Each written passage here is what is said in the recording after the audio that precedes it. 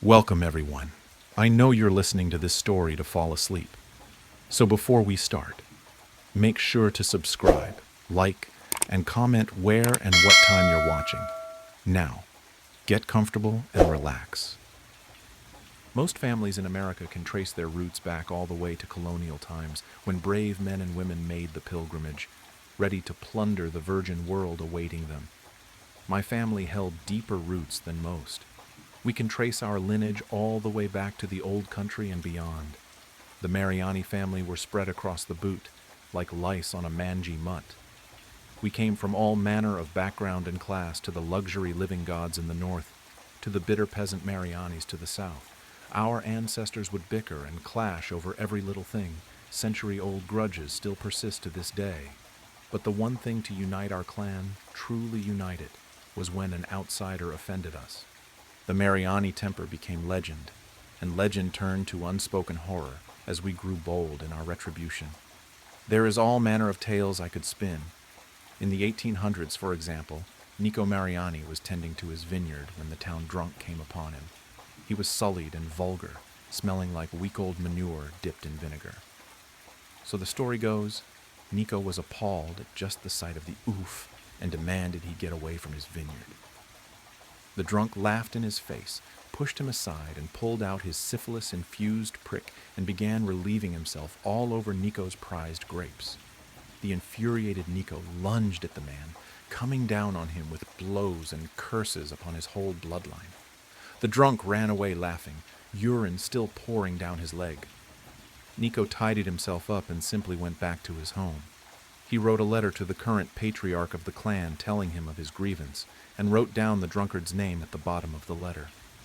With a sly smile, he sent that letter off, and within a week the drunkard was found. He was entangled in the bushes, thorny roses slitting his dry skin, his eyes bloodshot and full of fear. He reeked of death and piss, and according to legend, his cock was found stuffed halfway down his throat. Thus became the fate of any a man who befouled our family. As word spread, others would keep their distance. Some members of our clan would even be chased out of their villages.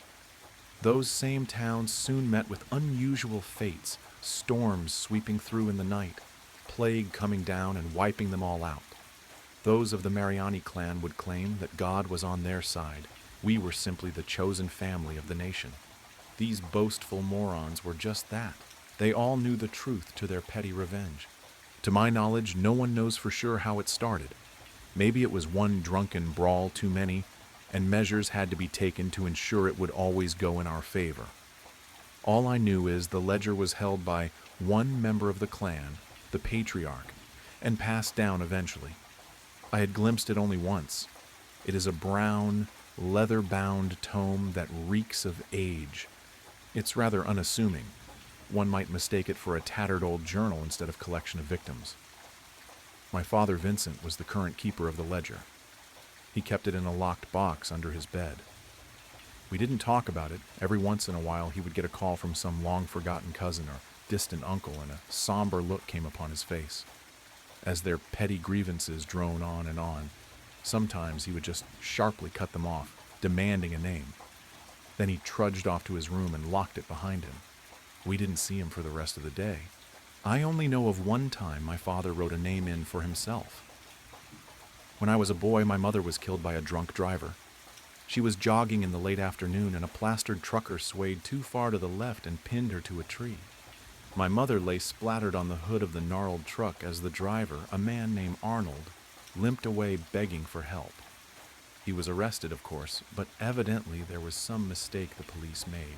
Something about the chain of custody being tainted, and the case was thrown out. Imagine that, murdering a woman and not even batting an eye after the fact. He never once looked ashamed of his actions. He looked more annoyed than anything, like my mother had just gotten in his merry way. My father was beside himself with grief, of course. I could hear him wailing long into the night as he hid himself away. The various cousins had flocked to our house like gulls, offering sorrow in one hand and a hefty plate of pasta in the other. I didn't think they were callous. It was just their way. My Uncle Tony had clamped a gorilla hand on me and pulled me in, muttering it was going all be okay. His breath had a lingering smell of sambuca and cigar smoke. We were sitting in the living room, our clan chattering amongst themselves, leaving my father to his torment alone. They grieved for her, my mother, I know they did. Yet they treated her wake as one big family reunion. In the corner, I heard some of my Tanner cousins slurring at each other in the tongue of the motherland. In the kitchen, I heard the crazed yet harmonic voice of my Uncle Corrado in the kitchen, serenading his wide-eyed nieces and nephews. Uncle Tony could see the miserable look upon my face and gave me a loving smack in the head. "Hey, don't look so miserable, my boy. Your mother is gone, but the family? It'll always be here for you," he said through puckered lips. "Don't you worry either. That son of a bitch is gonna get his." He warned, a tiger's grin forming on his face. "You mean the—" Uncle Tony cut me off with a finger to his lips and a firm grasp on my back. "We don't talk about it here, Bad Karma. It'll be taken care of. That's all you need to know. Let me ask you something, though. How does it work?" I whispered to him, leaning into the man despite wafts of drink and bad cologne emitting from him. "Suppose you'd have to ask your pop about that," he said after a moment. He took a sip from his drink, a long one. "Have my theories, of course. We all do," he admitted quietly. I perked up at this. To be honest, I always just assumed someone within the family took care of things, I admitted uneasily. This got a hearty laugh out of Tony. "Christ, kid, you think we're a—" He tapped his nose. "No, come on, we're a lot of things, but we're an honest bunch. We ain't connected like that," he stated plainly. "The thing with the book, I don't know how it works other than magic, kid. Gotta be. Keeper of the ledger has gotta be a warlock or something like that, using the old Italian black magic on people." Tony slurred. A crazy explanation, and one I would hear at least twice more that night. After I left Tony's charming embrace, I went around and casually asked about the ledger to others. Some laughed it off, others hushed up real quick. Few cousins even thought we were connected after all, said the ledger was a hit list for those who owed certain people too much money. Others said the ledger was a myth, a family fable to make us feel better during hard times. That didn't account for the deadly results of the myth, of course, but they dismissed it as bad luck. In face, that's what some others said as well, that we were blessed and others purely unlucky. I heard it all. Blood magic, a pact with a demon. Ask any member of my family and you would get tangled in a web of conspiracy. The only common answer was, "Your father would know better." That night I decided I would ask him about that solemn task. The rest of the evening was spent with the comfort of relatives and array of pasta and meat. The fridge looked like it had been fully staffed by an olive garden, and the aroma of herbs and garlic clung to the air in desperation. Soon enough I was alone in the house, save my father who was still holed up in his room. It was a deadly sort of quiet in that house, the kind where you can't bear to be alone with your thoughts. I tiptoed up the winding stairs towards my father's room. Stopping at the top, I called out to him. The silence slapped me in the face.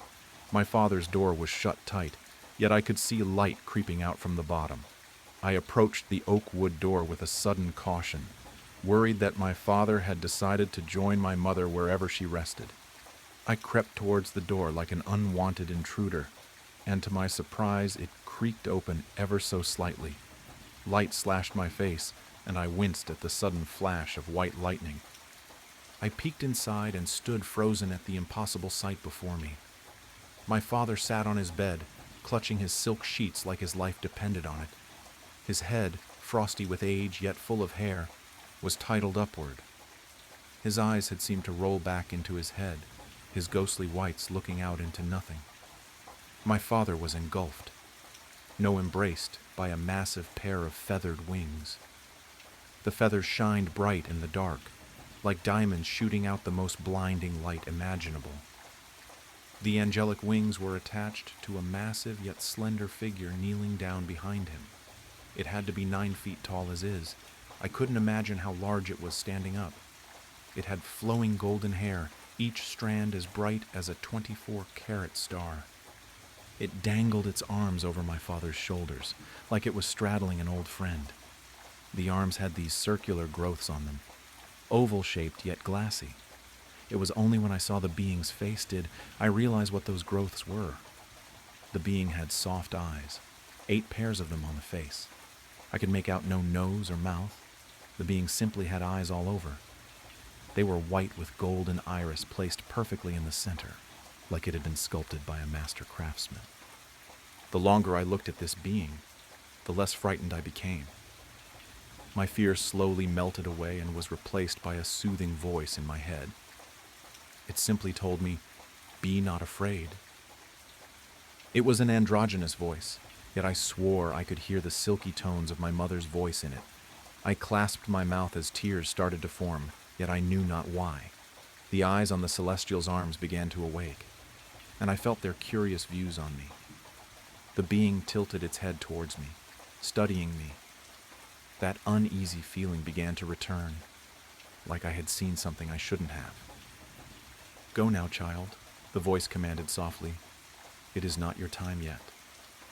The voice was sympathetic, yet oddly harsh. My father stirred slightly, and the being turned its attention back to him, soothing his strained mind. I backed away from the door, my eyes aching from the glow. I rubbed them and stumbled into my own room, ignorant of the thing I had witnessed. I collapsed onto my bed, and the slumbering world stole me into itself. I awoke late into the next day to the sound of my father whistling a merry tune. He knocked on my door and came in, a plate of eggs in hand and his phone in the other. He sat down next to me, offering me both without a word. On the screen was a breaking news story. Arnold Weaver, the man who had murdered my mother and walked free, had been killed. The man had been out celebrating his legal victory at a bar of all places.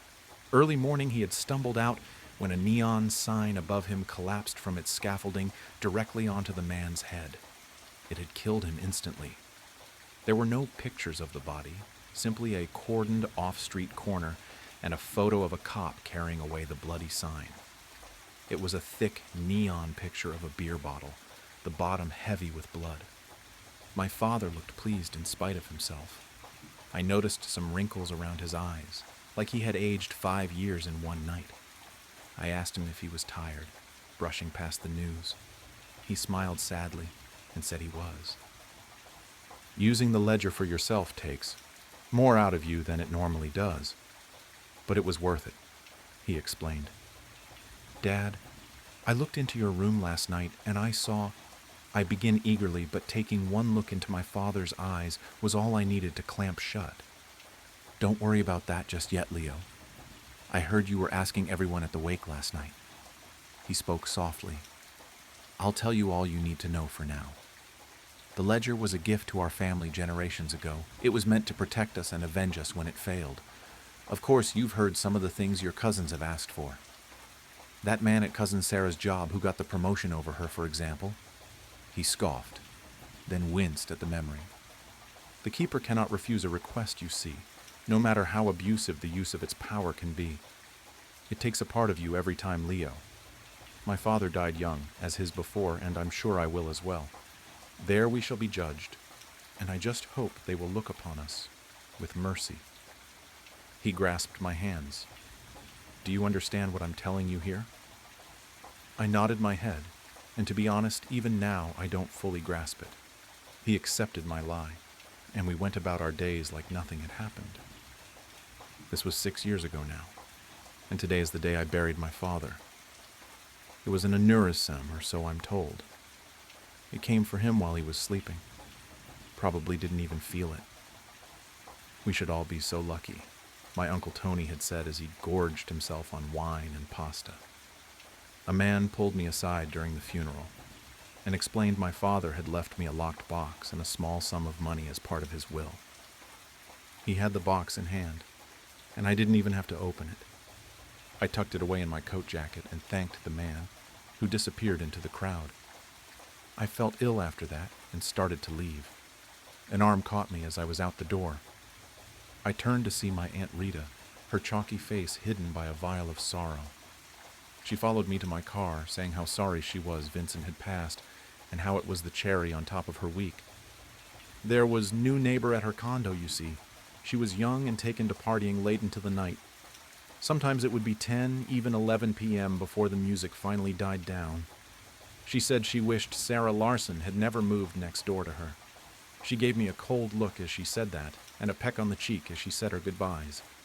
I just stood next to my car, a sinking fear in my chest I hadn't felt in 6 years. So now I sit in my room, ledger in hand.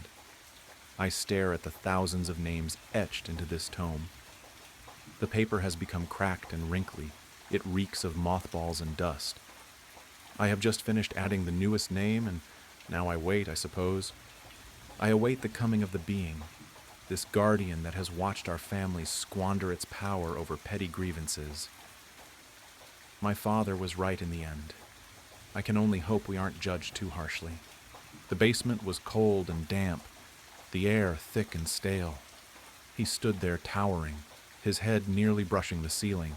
His features were long and slender, limbs stretched unnaturally. His arms hung low, fingers almost grazing his knees. His legs, thin and bone-like, made him stand at an impossible 12 feet tall. His mouth stretched wide, too wide. An unnatural stretched mouth that revealed nothing but a black void inside. His eyes, deep and hollow, were pits of endless darkness, a void that seemed to pull everything in. I don't remember how it got there or how it even got inside. All I know is I locked it deep in my basement where it couldn't come out. Well, that was until I found the basement door wide open. "Hello," I said, staring into the dark basement that yawned open before me. My voice felt small, swallowed by the shadows below. Fear crawled up my throat, thick and sour like I might throw it up. I slammed the door shut, my hands shaking. Then I heard it. Soft, rattling noises from the kitchen. Gentle, deliberate, like something was moving in there. Something was in the house with me. I moved deliberately, each step slow and careful, my breath caught in my throat. I watched my surroundings, making no noise as I crept toward the kitchen. And then I saw it. The creature from my basement stood at the sink, its towering frame hunched awkwardly beneath the ceiling. It stared out the window, motionless, its long, slender limbs hanging at its sides. It didn't move. It didn't make a sound. It just stood there, like it belonged. My heart slammed against my ribs as I bolted for the front door, feet barely touching the ground. I didn't dare look back. I didn't need to. The roar came first, splitting the air like a thunderclap. It wasn't human. It wasn't animal. It was deep, raw and wrong, vibrating through my bones, rattling my teeth. My legs nearly gave out from the sound alone, but fear shoved me forward. I hit the door hard, bursting into the cold night air. My car was just ahead, parked in the driveway. My keys. I needed my keys.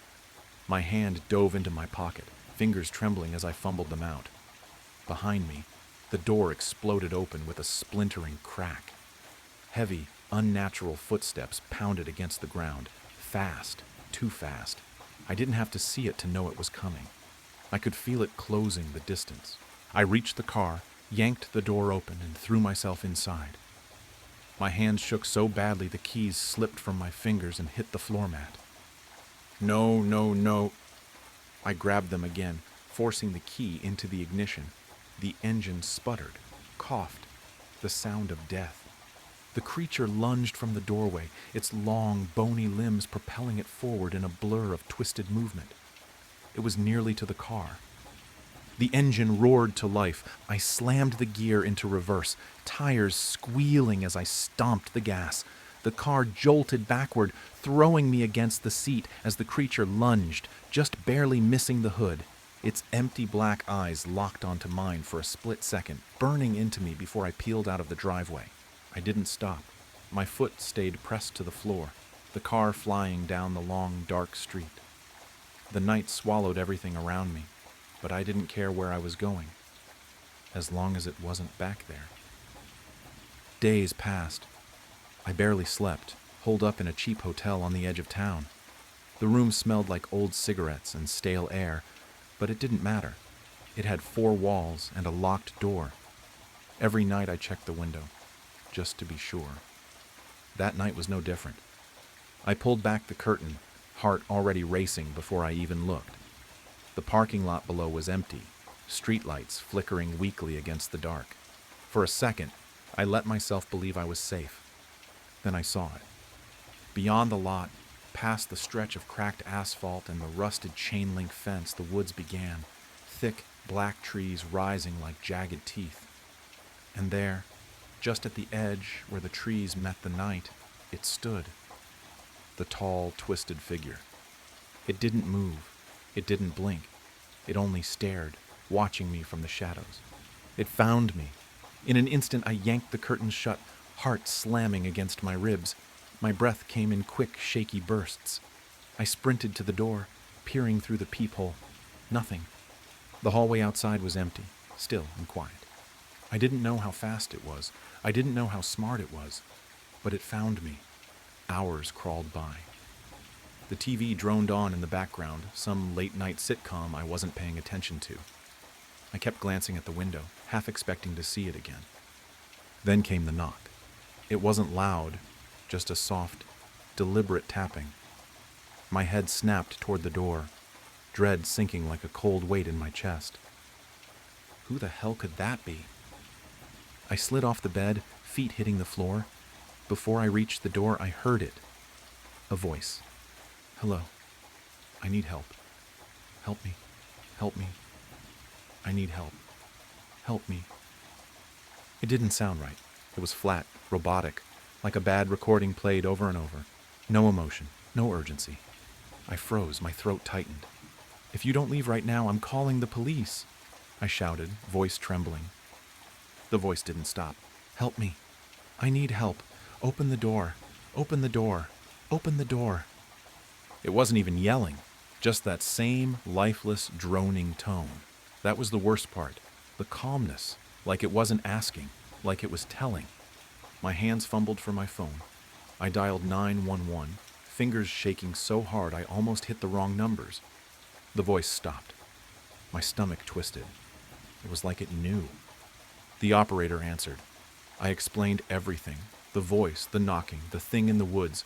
My words tumbled out fast, frantic. We'll send someone, they said, but it might take a few hours. A few hours. My heart sank. My hand shook so badly the phone nearly slipped from my ear. I didn't hang up. I didn't move. I just stared at the door, waiting. Out of fear, I asked, Could you just stay on the line until they come? I don't want to be alone. At first, she hesitated. I'm sorry, sir. We can't do that. We have to answer other calls. Please, I cut in, my voice trembling. Please, I don't think I'll make it if I'm alone. There was a pause. I could hear her breathing on the other end. Then, quietly, she said, Okay. I'll stay. Relief washed over me, but it didn't chase the fear away. My eyes stayed locked on the door. Her voice was calm, gentle. My name's Rachel. What's your name? I swallowed hard. It's James. All right, James, I'm here with you. You're not alone. My throat tightened. Thank you. I think it's still out there. Can you still hear the voice? She asked softly. I shook my head, even though she couldn't see me. Number? It stopped when I called you, but the way it sounded. I paused, shuddering at the memory. It wasn't normal. It was like robotic, repeating itself over and over. Rachel was quiet for a moment, then said, You're doing great, James. Just stay with me. The officers are on their way. I nodded again, trying to steady my breathing. But deep down, I couldn't shake the feeling that the quiet wasn't a good thing. It felt like the calm before something worse. Rachel's voice came through the phone again, steady but a little more serious. James, who's chasing you? Can you describe them? I opened my mouth, but nothing came out. My throat felt tight, like the words got stuck halfway up. I don't know, I said finally. It wasn't a lie. Not really. It's tall. Really tall. Its arms are too long. Its mouth. My voice trailed off. My mind replayed that black void, the hollow eyes. My stomach twisted. Too long? Rachel asked gently. James, are you saying it's someone wearing a mask or... No, I cut in, my voice cracking. It's not a mask. It's not human. The line went quiet for a moment. I heard her breathe in. James, she said slowly, carefully. Are you sure? Could it be someone in a costume, maybe? Sometimes when we're scared, our minds... I know what I saw, I snapped, louder than I meant to. My voice echoed off the hotel walls, and I flinched at how desperate I sounded. Rachel didn't react. She stayed calm. Okay, I believe you. You're doing great, James. Just stay with me, all right? The officers are still on their way. My chest felt tight, like I couldn't get a full breath. My eyes stayed locked on the door. I couldn't tell her the truth, not all of it. If I said a monster crawled out of my basement and followed me to a hotel, they'd think I lost my mind. Maybe I had. But the thing outside, the voice, it wasn't in my head. It was real, and it wasn't gone. An hour passed in what felt like seconds. The room was still, but I couldn't escape the feeling that something was wrong. My pulse thudded in my ears, every breath a battle against the rising panic. Rachel's voice kept me tethered to reality, her calm words a thread I clung to. Then, suddenly, a knock at the door. Knock, knock. I froze. The hairs on my neck stood up. Hello, this is the police. Open the door. This is the police. Open the door. A wave of relief flooded through me. I wasn't alone. Finally. The officers were here. I rushed to the door, heart pounding in my chest. I glanced at my phone to make sure I hadn't missed anything, and there it was. The call still connected, Rachel's voice as steady as ever. James, stay calm. They're on their way. I could hear the muffled voice of the officer outside, repeating the same line. The door was within reach. I grabbed the handle, yanked it open, ready to let in the safety of the police. But there it stood, the creature. It towered, its limbs unnaturally long, bent in sickening angles, its black, empty eyes locked onto mine. The grin that stretched across its face was wide and chilling, too wide. I looked down at my phone in my trembling hands. The screen read, 911. What's your emergency? A smile twisted across the creature's face. It wasn't the officer. It never was. I staggered back, my blood running cold. My stomach dropped into a pit of icy dread, and then it hit me. Rachel never asked for my location. I had never been on the phone with the police. I had been talking to it. God help me. It's my fault he died, honestly. I'm 16, and I was supposed to be watching him outside. We live out in the countryside. Some southern county no one cares about in the middle of bumfuck nowhere. And Rudy is always allowed to go out without a leash because he's trained to not go too far and come right back after doing his business. He's a chocolate lab with a red collar and the biggest, sweetest wet eyes you've ever seen. He was, at least. I let Rudy out after putting in a pizza, home alone since my parents were at work. As he played around our large property, I sat on the porch and watched videos on my phone. Suddenly I jumped up, having forgotten about my food, and ran back inside. I'd burnt an entire frozen pepperoni pizza, and I was cussing up a storm, taking it out the oven and trying to figure out what I was going to tell my parents so I wouldn't be scolded for wasting food. I forgot about my dog for a while and rummaged through the fridge for something else to eat as the sun went down. That's when I heard the most god-awful sound. Tires screeching on the road at the end of the driveway, a vehicle grinding to a sudden halt, just as the loud, pained yelp of our family's best friend rang out in the humid evening air. I ran out the house, across the lawn, down the drive, and fell to my knees where Rudy was lying on the road with his chest and stomach caved in. The car was gone, speeding down the road, leaving tire tracks and gore over poor Rudy's crushed abdomen. I cried harder than I've ever cried in my entire life as I watched him squirm and whine in agony before finally the light faded from his big brown eyes. Rudy had gone up the drive for no real reason. He usually stuck to the woods around our house, digging up holes or peeing in bushes. He never had interest in exploring the road, and he never once tried. If I had told him to come in already, he would be alive to this day. My parents mourned deeply, and I had the sense they were blaming me as well. A week passed and we tried to move on. But then one evening I went outside to walk around the yard and talk to my friend from school on the phone. We were laughing about something or the other, and I was enjoying the cool breeze on my skin as the sun set overhead, when suddenly I had this weird feeling, the feeling you get when you're being watched. I looked around, then my eyes fell on the driveway, which was surrounded on both sides by trees and curved sort of to the left, so that you couldn't see the road from the front lawn. What I could see, however, several yards away, was a chocolate lab standing still as a statue at the bend, under the shadows of the trees. One with a red collar, tire tracks imprinted on his side, blood-soaked fur, a completely crushed and mangled face, and entrails hanging from his gashed open stomach. My breath caught in my throat and I felt like time went to a standstill. My friend asking me if I was still on the phone became white noise as I stared at what seemed like Rudy, and he stared right back, unmoving. We had buried him, far out in the woods where he couldn't be seen from our property, as a reminder of what we lost. He was definitely dead. There was no doubt about that. Was I hallucinating? It was starting to get dark after all.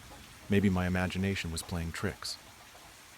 I turned away from the horrible sight as I choked back a sob. I rubbed my eyes, and after taking a deep breath, I looked again. He was gone. I returned to my phone call and quickly went back inside the house, choosing to play it off as my mind fucking with me due to the guilt of Rudy's passing. But things were never the same after that. Since my parents are too busy working to drive me, I catch the bus each morning to school. That means walking all the way down our winding driveway and waiting at the spot Rudy was hit for that yellow bus full of obnoxiously loud teenagers to pull up. Every time I walked down the drive, I felt uneasy. The trees lining the gravel path on both sides blotted out the sun and covered me in shadow. Nature was silent and still, when usually birds were singing and squirrels were skittering up trees. I felt like I wasn't alone. I waited for the bus and I felt the skin on the back of my neck burn. I turned around and saw him, closer this time. Rudy. His corpse just stood there and watched me. He didn't so much as twitch, blink, or move his tail. I didn't know what to do. He was blocking the way back home, and the house across the street was for sale, meaning the closest neighbor was yards away.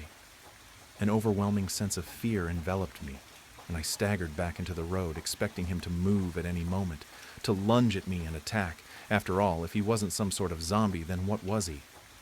The school bus screeched to a stop dangerously close to me, and this scared me so bad I screamed and fell back on my ass in the middle of the road. I had been so terrified that I didn't even notice it approaching, and apparently the driver hadn't noticed me until the last minute for some reason. When I got my bearings and stood up, I felt utterly flustered. I looked away from the driver's angry face in the windshield to the driveway, and Rudy had vanished again. When I got on the bus, the driver yelled at me, asking if I had a death wish, and a few of my classmates made fun of me, but I didn't care. I was absolutely terrified. My dog was haunting me, and its presence felt hostile, like it wanted me to suffer the same gruesome fate since I couldn't help him. I wasn't able to focus on class at all that day. When the bus dropped me off that afternoon, I stood and waited until it left, then booked it down the driveway. I felt silly, but at the same time I didn't want to be there long enough to see him again. When I ate dinner with my parents that night, I was distant and moody, and my mom noticed. "I made your favorite dinner and you're just pushing it around with that glum look on your face," she had said. "Honey, what's wrong?" I told her that I was hallucinating Rudy in his post-mortem form at that. I could tell by the looks on my mom and dad's face that they were intensely uncomfortable at the subject. They had been close to Rudy too. He was an old dog, and they had adopted him just before I was born. Yes, he was that old. I just wish I'd stopped seeing it. I finished my vent with that. After a short moment of silence, Dad grumbled without even looking at me. Son, you've been watching those freaky movies at night and barely getting any sleep. You can't be surprised you're seeing zombies when you're running on 3 hours of sleep and marathoning every zombie movie ever made. Your dad's right. Mom agreed when she saw the way my face balled up in frustration. Plus, you've been sleeping past your alarms and missing the bus almost every day now. I want you to start going to bed earlier and take a break from the horror genre in the meantime, okay? Yeah. Okay. I thought that maybe they were right. I mean, Dad was definitely exaggerating about the 3 hours of sleep thing, but I probably should lay off the scary shit for a while. I don't think I could stomach it anyway, after what's been happening. Despite me following my parents' advice, things got worse. I heard scratching at the door at night, and the whimpers and whines of a dog. My bedroom is on the first floor and closest to the front door, whereas my parents slept like a log upstairs. Even if my mom wasn't a heavy sleeper, she probably wouldn't be able to hear it over the sound of Dad's booming snores that reverberated through the whole house. I laid there in bed, too scared to get up and check it out. I knew there shouldn't be any dog out there. As far as we knew, no one around us owned dogs. Still, I told myself a neighbor's dog got out and had snuck into our yard so I wouldn't shit myself. Let me tell you right now, I'm not a horror movie protagonist, I'm a coward, and I'm not the type to go investigating. I run and hide, I don't fight. So no, I wasn't going to creep into the kitchen and peek out the window to see what the hell was pawing at our front door. I did not want to see my dead dog again. But as I listened to Rudy whine and whimper, I thought something sounded off about his voice. I can't describe it. It just didn't sound like him. It was a bit gruff and a little too deep in pitch, like a mockery of our dog. Then again, he was dead, so I understood his vocal cords weren't going to be in good shape. Or maybe his body was possessed by a demon. Either way, the thought of this made it very difficult to fall asleep. Paying attention at school was starting to become harder than ever before as I lost sleep due to this. My grades suffered, and my parents were threatening me with therapy, or grief counseling as they called it. If anyone at school somehow got wind of that, I'd be cooked. I could already imagine what the guys would say. It all came to a head when one night, the scratching and whimpering started up again. I decided that I had had enough and stormed out of bed towards the kitchen. I was going to be a horror movie protagonist if only to get some sleep, I'd decided. After a few stomps towards the direction of the front door, the sound stopped, as if Rudy, or whatever it was, heard me coming. I started to lose my nerve. When I got inside the kitchen, I tiptoed to the window and craned my neck to look out at the porch. My blood ran cold. Rudy stood unnervingly still on the porch, facing the window. He looked deader than a doornail, and now that he was closer, I could see his hollowed-out eyes and how his gray tongue hung limply out of his dislocated jaw. I jumped back and yelled, running upstairs to wake my parents. I could barely formulate a sentence as I shook them awake, sweaty and terrified. Dad led the way, wielding a Louisville Slugger, and Mom and I stayed at the top of the stairs.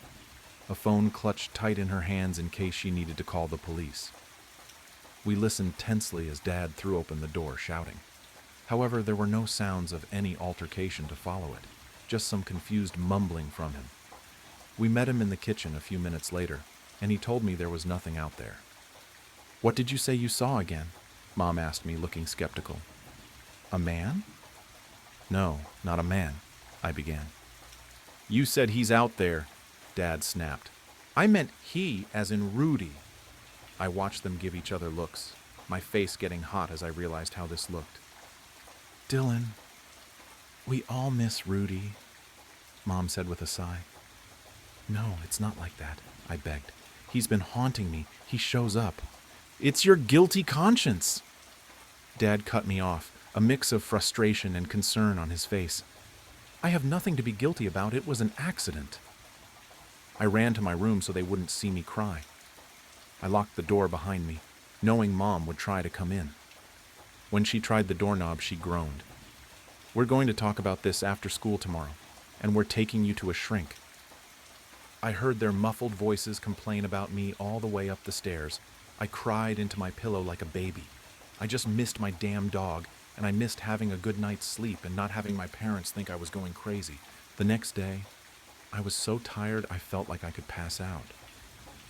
I missed the school bus for the millionth time, so Mom once again ran late to work, driving me there. I could tell she was pissed.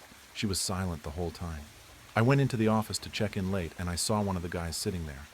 "What are you doing here late?" Toby, one of my friends, snorted. "You look like shit." "What are you doing out of class?" I asked with irritation as I signed my name onto a clipboard in front of the receptionist, who was always talking to her boyfriend on the school's phone. "Got in trouble," Toby shrugged. "Already?" I looked at him judgmentally for already being sent to the office so early in the school day. "Whatever, man," Toby scoffed. "At least I don't play with dead dogs." "What?" I whirled on him, ready to kick his ass for saying anything negative about Rudy. "Easy." Toby threw his hands up, genuinely surprised by my reaction. "If you're so sensitive about it, why does your family keep trying to use him as a prank? I mean, you gotta admit it's weird, dude. Alexis rides your bus and she keeps talking about how your dad keeps putting your dog on the end of the road. What's that about anyways? Is he trying to scare them? Does he think they're kindergartners? What are you talking about?" The room felt hot all of a sudden. I was sweating as I tried to connect the dots but couldn't. My dad is at work every day by the time the bus comes, and we buried Rudy in an empty field somewhere. Toby frowned. "You know, now that I think about it, I saw your dad once, right? He's this big buff guy. Alexis keeps saying it's a skinny guy with pasty white skin and a black hood. So that wasn't your dad moving Rudy around.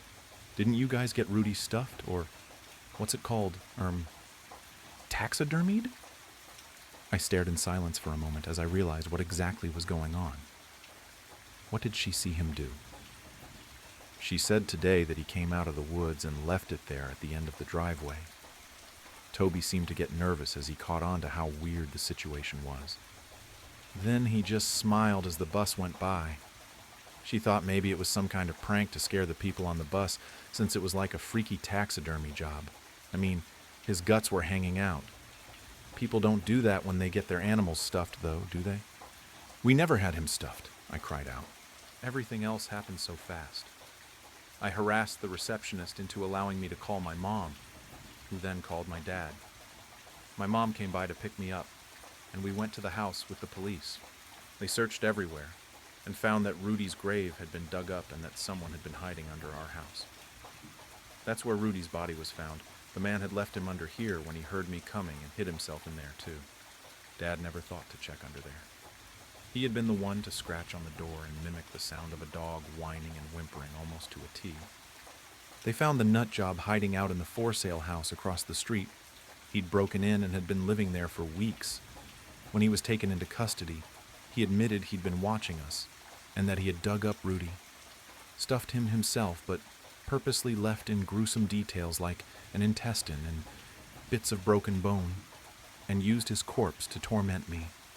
When I wasn't looking, he would place Rudy out in the open and hide in the trees, and when I left, he would take him back. Then when I kept getting up late, he would just display Rudy for the kids on the bus and enjoy their understandably freaked reactions. That's why he always seemed so still when I looked at him. It's because he was stuffed. I couldn't believe it. The worst part about it was the fact that the asshole was also responsible for killing Rudy. The police told us that he had laughed as he openly told them that he'd laid dog treats on the road to lure him, got into his car, and ran him over. He hid the car in a field by the empty house, which you could access by a wide trail so that no one would know he was living there.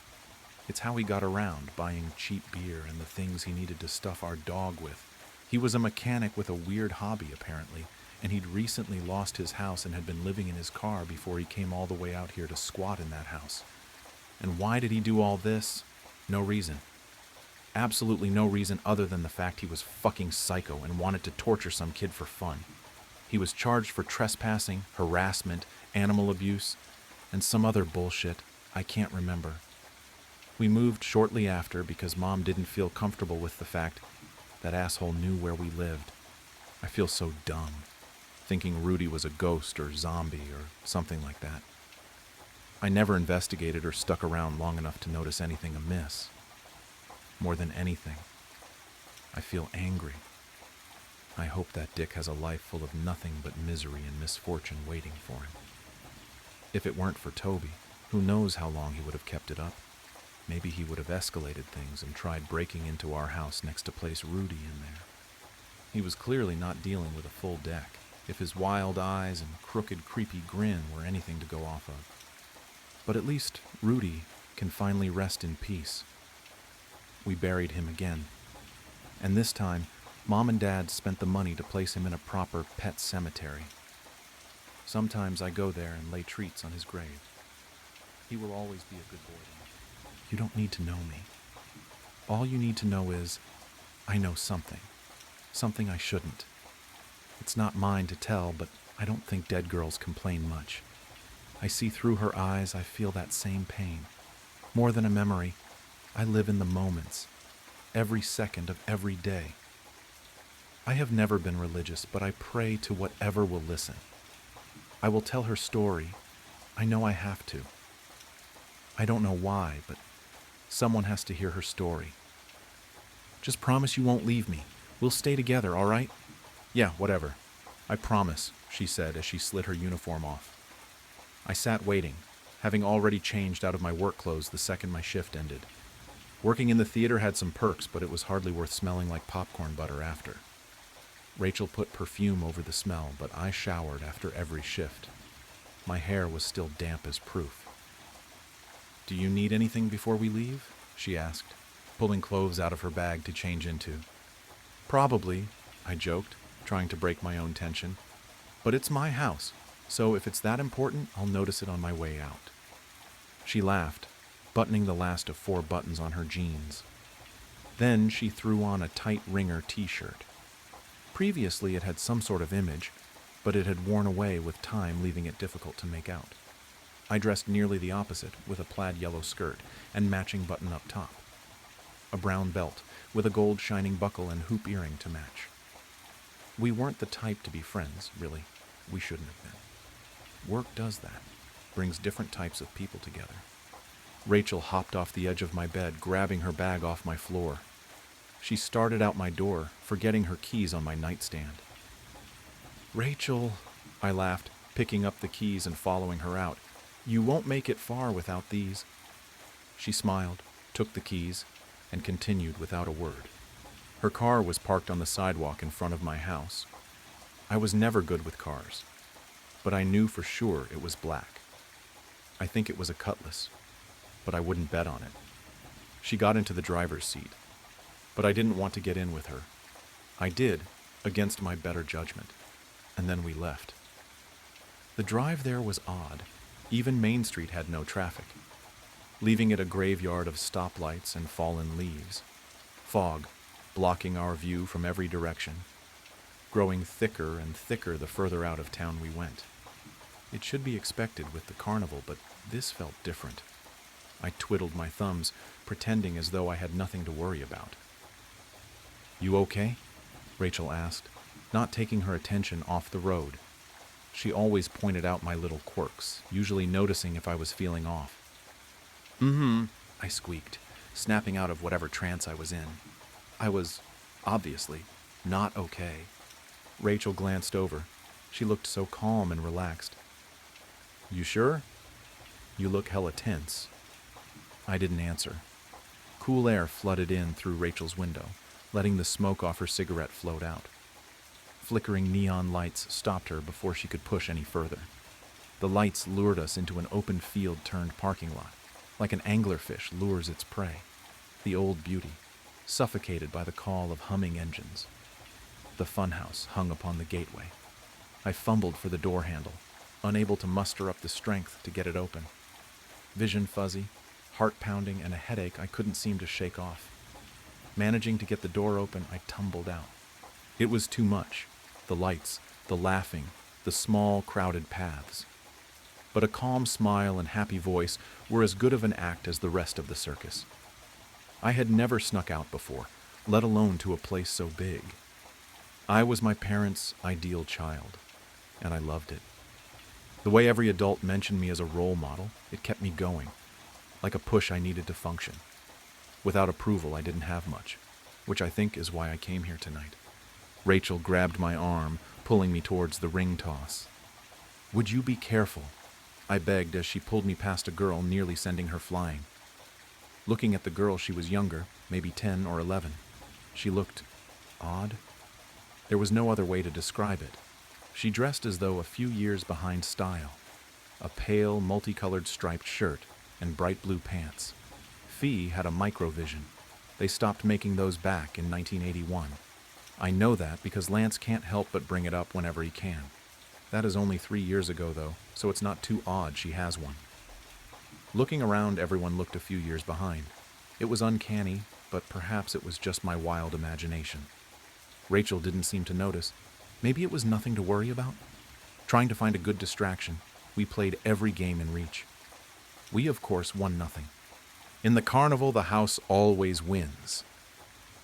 A blaring announcement shook my attention away from the horse race I had been playing. The show will commence in 10 minutes. 10 minutes, droned the announcer. Stock up on snacks, carnival trinkets, and secure a prime seat. And of course, don't forget to enjoy the show. His tone implied that the enjoyment part was optional, but the snacks and trinkets were not. Rachel again grabbed my wrist, pulling me towards the tent. "Come on, we have to get in before the show starts." My heart was racing, my breath coming in short gasps as I stumbled after her. Sweat, grease, and other smells didn't help my nerves. The air inside the tent was too thick to breathe. Without hesitation, Rachel threw herself towards the stairs, dragging me up behind her. Our feet pounded a rhythm against the weathered boards. I held my breath, begging myself not to feel sick. I failed. Watery vomit splattered against the wooden steps. "Whoa." She let go of my hand, covering her own mouth as if she might as well be sick too. "Are you sure you're all right?" I choked on my words. I wasn't all right. "Yeah," I managed, before continuing up the stairs. It was too late to back out now. We stumbled over feet trying to find open seats, but eventually we found what seemed to be the last two in the tent. As if time itself were waiting for us, the show started. The music swelled, and the crowd erupted into cheers as the lights dimmed like embers in a dying fire pit. A single ray guided the eyes of the crowd toward the center of the ring. Then you saw him, one of the many clowns. He could have passed for ordinary, but he had long lost that privilege. A nice white button-up shirt, offset by his bright red pants and bow tie to match. His proportions were all wrong, like a child's drawing of a person. He had prosthetics. They were wooden, all different shades and types.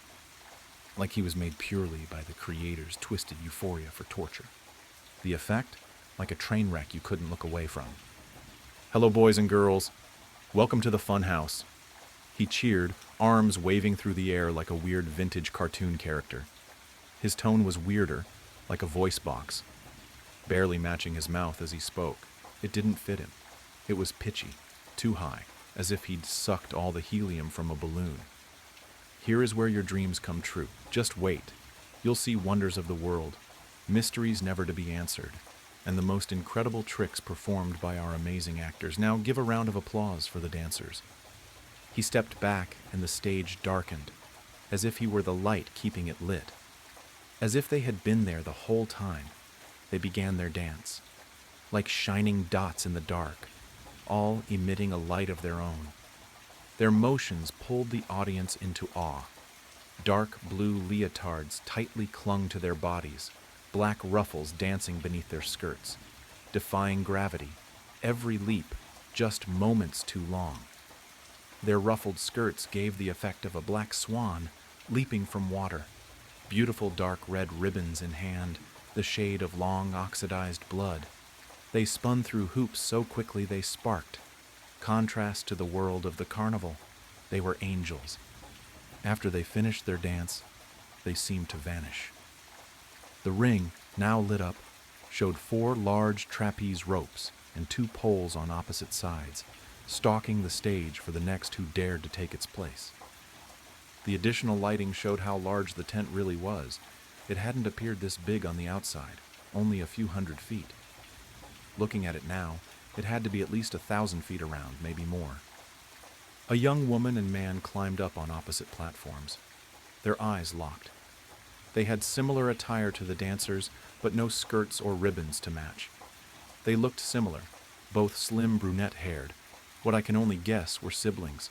They stood still for a moment, as if waiting for some sort of introduction. Without one, she stepped backwards to get a running start and dove. Her hands slammed against the bar, gripping tight as she swung towards her male counterpart. Time seemed to slow. She looked so focused, so certain.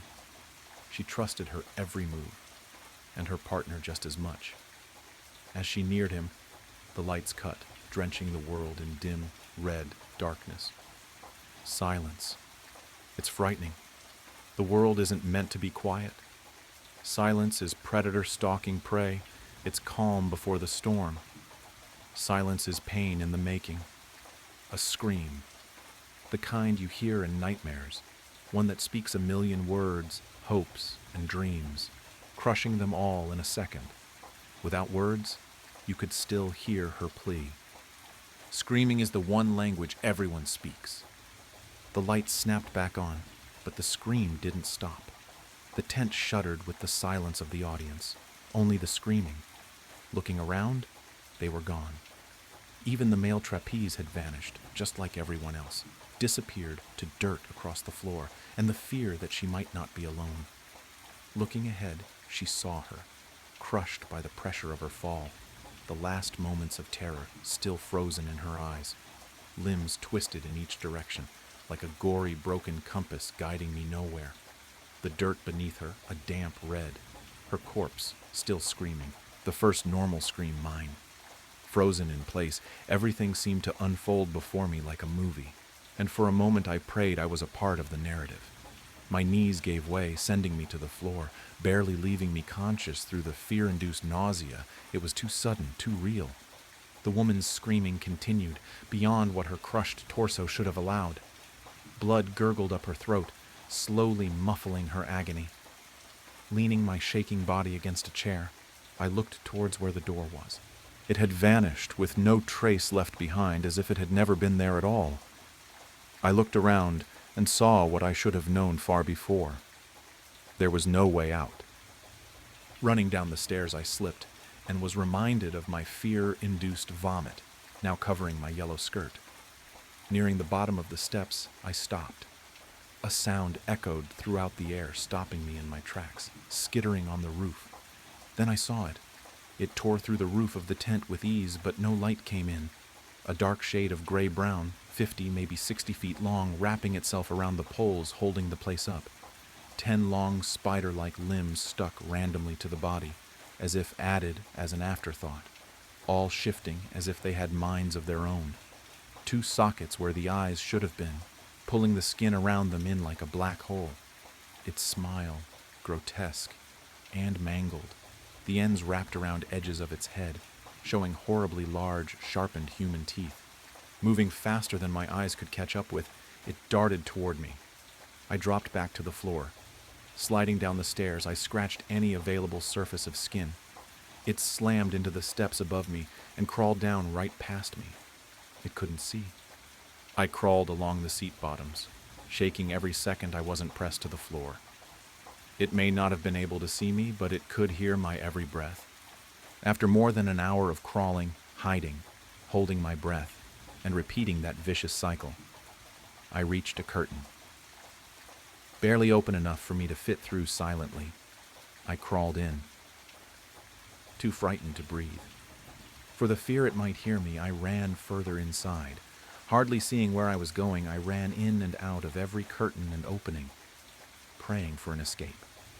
Each direction I tried left me more and more hopeless.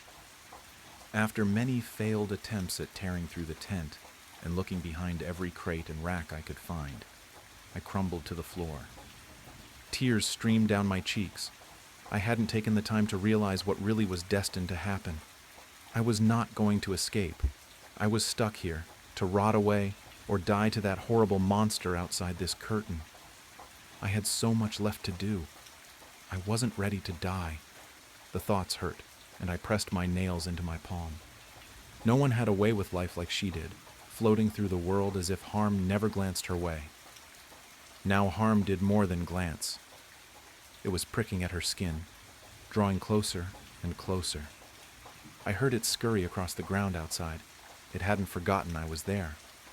I pressed my nails deeper into my skin, drawing blood. It wasn't good, but it took the pain in my head away, helping me focus my brain on something other than fear I couldn't control. Through my blurred vision, I saw a slightly open crate I was too panicked to notice before. Wiping my eyes, I walked over. Sliding the lid off, I looked inside. Human-sized doll parts, some wooden, others porcelain, like those on the clown from the start of the show. I picked one up to look at, just to see what they were. It was hollow. I slid the arm over my own, putting each finger into the correct slot. A perfect fit. The porcelain was cold on my skin, but the freckles dotted on it seemed to match my own. Each finger was built to bend, carefully crafted as if put together by hand. Moving my arm was comfortable, as if it was made for me. Putting it back, I stepped quietly back towards my spot on the floor. Then I felt it. Something moved from out in the ring. I stepped towards the curtain, making sure to stay out of sight of the thing I knew was out there. I glanced out into the dark, not wanting to see it looking back at me. A dim ray from the torn roof was the only light. In that light were scattered chairs, one of the trapeze poles, now broken, and the door. The same as how it had been before, as if it had never left. Without thought, I ran. My shoes pounded the dirt, echoes following me like bees to flowers. I was so close, close to safety, freedom, to the life I feared I'd lose tonight. Hope struck my heart. What strikes harder than hope? Something sharp. Just seconds away from the door, my stomach dropped. I was jerked back, my limbs crunched together by the grip of that thing. Mustering my last bit of strength, I got one look at it. Him. One. He looked human, more than he had before, almost as if turning more human as he watched me suffer. Then, my soon-to-be lifeless body was gouged into a broken trapeze pole. Slow, steady, dripping. Blood. My breathing labored through my punctured lungs. It hurt, not like you'd imagine. Like swallowing chlorine at the pool, the choking, nausea, all the same. But it wasn't as quick. It lingered, like vinegar on my tongue. "Goodbye, Marilyn," a voice walking towards me. Rachel, my co-worker, classmate, someone I considered my friend. Rachel stared at my dying body, and I realized she had no choice. She was a puppet, doing as she was told. I saw it, the way she bowed her head. She didn't really want this, but I couldn't form the words to convince her otherwise. Marilyn's breathing slowed. Maybe she had been hallucinating, maybe not. But in her last moments, I swear I saw her killer become man. Then her breath grew slower and slower, until it stopped. "Good," the man said, as he lifted her corpse off of the pole. Her limbs drooped as blood coated her skin. "You will remain here until we find him. Do I make myself clear, Rachel?" Her head nodded in compliance, her voice hardly above a whisper. "Of course, Father. My work has been done." He had good plans for her body, stitching her wounds, removing limbs to make place for those same antique toy parts she had seen before, predicting her own demise, her eyes sewn open, dark blue buttons in their place. Marilyn, a name of the past, a life left behind, a new name, but the same old girl. Madame Louiselle, the marionette doll. I don't know who she is, and I don't know why I know her story, but whoever she may be, God have mercy on Marilyn Jury. Abigail Mitchell and the Honey Green Ghost. Abigail walked through the wetness of the trees and grass of the woods. Her task completed, she looked for a place to rest. The gash on her side would need a few minutes to heal fully. The process had begun already. She would need to buy some new clothes as well. She smiled to herself as the rain wet her skin and the thunder soothed her mood. "Ah, there we go," she said, looking at the small clearing. It would do. It was maybe 10 meters from the river, perhaps a swim later. For now, She just wanted some rest. She took her time picking some rocks and sticks to make a fire. There wasn't much that was dry out here, but it mattered little. She placed the surrounding rocks carefully, creating a fire pit. She knelt on the almost muddy ground and set to work, placing the somewhat wet and outright wet sticks and twigs underneath her makeshift fire hood. Closing her eyes, she put both hands over the sticks and helped them to dry faster. She then took the index and middle fingers of her left hand and placed them within the carefully laid mess of twigs. They glowed. As she rubbed, the stick's flames came to life. She then took her bag off her shoulders and pulled out 2 dead squirrels. The veins in her right hand now glowed as she rubbed it over each squirrel, removing the top layer of fur and placing them over the fire. Her guest would arrive soon, so she sat leaning against a rock. This was her favorite type of weather. It cooled her and soothed her. She waited, patiently waited. She had heard tales of the honey-green ghost, the so-called boogeyman of the Algonquin Highlands of Ontario, Canada. Beings like her always attracted each other. It's kind of like how singular animals could always find another like it when the time comes. Sometimes it was stories of each other that brought them together. Sometimes a new report or sighting was enough. Word of mouth was the most common method. But then again, it could be the weather. What Abby hated was when it involved other humans. Those tended to go in ways she oftentimes regretted. She enjoyed meeting things like her, or kind of like her. She wasn't actually sure just how human she actually was anymore. But friends and family often kept her grounded. She figured she'd wait as long as it took. Honeygreen would find her eventually. She checked the squirrels and decided to snack. Ripping off a small bit, she tossed it towards the ground. It vanished just before hitting the ground, then appeared again, flying in another direction. "Please explain to me, why do I keep trying to feed you?" she said, smirking as one good feline eye appeared for the briefest of instances, then vanished again. "What did I do to deserve to be haunted by you?" "Eat the squirrel," she stated, adding, "It'll give your fur some color, maybe." Laying back against the rocks, she closed her eyes and hummed lightly to herself, placing her arms behind her head. The gash on her side was slowly closing, as if in tune with the humming. Even the thing crawled its invisible self onto her lap and rested as it finished the meat. For a while she hummed as the rain fell over her, but soon enough she perked up as she heard the cracking of leaves and the crunch and wetness of the grass. "Pardon," came a raspy, whispered voice. Abby turned a glowingly warm palm toward the tall and skeletal ghostly thing. She held her hand out to it. "Come, the fire's warm, and I can use the company," she said. The creature was swathed in clothing as if to hide its features. It eyed Abby's hand and the flames, sensing the oneness of each, separate but the same. Its lanky frame and much too long limbs moved closer, dropping to all fours and moving in like a dog. "Come on, then," Abby stated, pointing at the other squirrel on the spit. "That one's yours. I figured you'd be a mite hungry when you got here." Honeygreen moved closer to the fire and sat across from her, smiling as best it could. Its oversized jaws drooled at the sight of the squirrel. Abby nodded, and the creature snatched the squirrel from the spit, ravaging it. Its skeletal teeth chattered after swallowing the animal whole. Honeygreen let out an airy sound of satisfaction. The sound would make the blood run cold in most people, not used to seeing or dealing with the fantastical or the horror of such a creature. "Taste good?" Abby quizzed. "Delicious," it said in a breathy tone, sitting lotus style.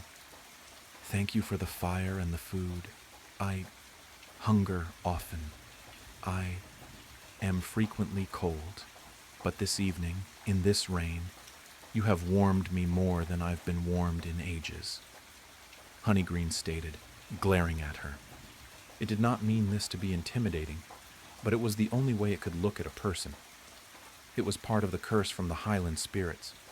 "Worry not, I'm frequently too warm, but I try hard to never miss a meal. There's only one thing, though," she began, adding, "Why doesn't Canada believe in cheesesteaks?" Honeygreen's body attempted a grotesque mockery of a laugh, and Abby joined in. It lifted a clothed, swaddled, bony hand towards her. "For your kindness and warmth, I will repay you the only way I know how," it said, moving closer. Abby made no move to defend herself, and the invisible cat on her lap yawned in boredom. Why it needed to yawn in the first place was unknown. "I will tell you a campfire tale, a tale of terror, needless revenge, and my part in it," it said through chattering teeth. Abigail's eyes glowed with anticipation. "I'd like that very much," she stated, placing her hand on the creature's sorry excuse for a leg. But as she did so, its chattering teeth slowed as it felt the warmth.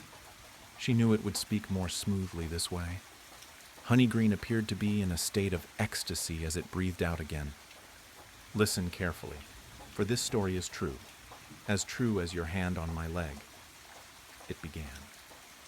"Across that river is where fate had chosen the actors for the play that came to the highlands that night."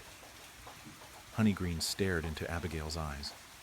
She knew that since it was a spirit, there would be no looking away as he told his tale. That was a quirk of so-called undeath. But it didn't bother Abigail in the slightest. As a wandering spirit, I spend much of my days in search of food and warmth. I crave it. I need it. It is part of the curse I am under from the spirits of these woods for my crime," Honeygreen said. "I wander during the day and night. It matters not. My search always continues. However, when I have not had the warmth or food I need, I will sleep. I know not for how long, but if the heat of a campfire is near, I shall resume my search. I will move towards that fire as if a mosquito, to a bare neck," it continued. "It was after one of these long sleeps that I awakened to sensing a great flame. Even from so far away it beckoned me, and I lusted for it. It was night as I began my movement towards the flames. When I closed upon the campfire, the curse pushed me to seek the permission of the occupants, but my mouth remained closed, and I remained in the foliage observing." What Honeygreen was witnessing was not just a campfire. It was looking at what appeared to be a sacrifice. Its lust for the flames and the food had drowned out the words being spoken. It closed on the scene.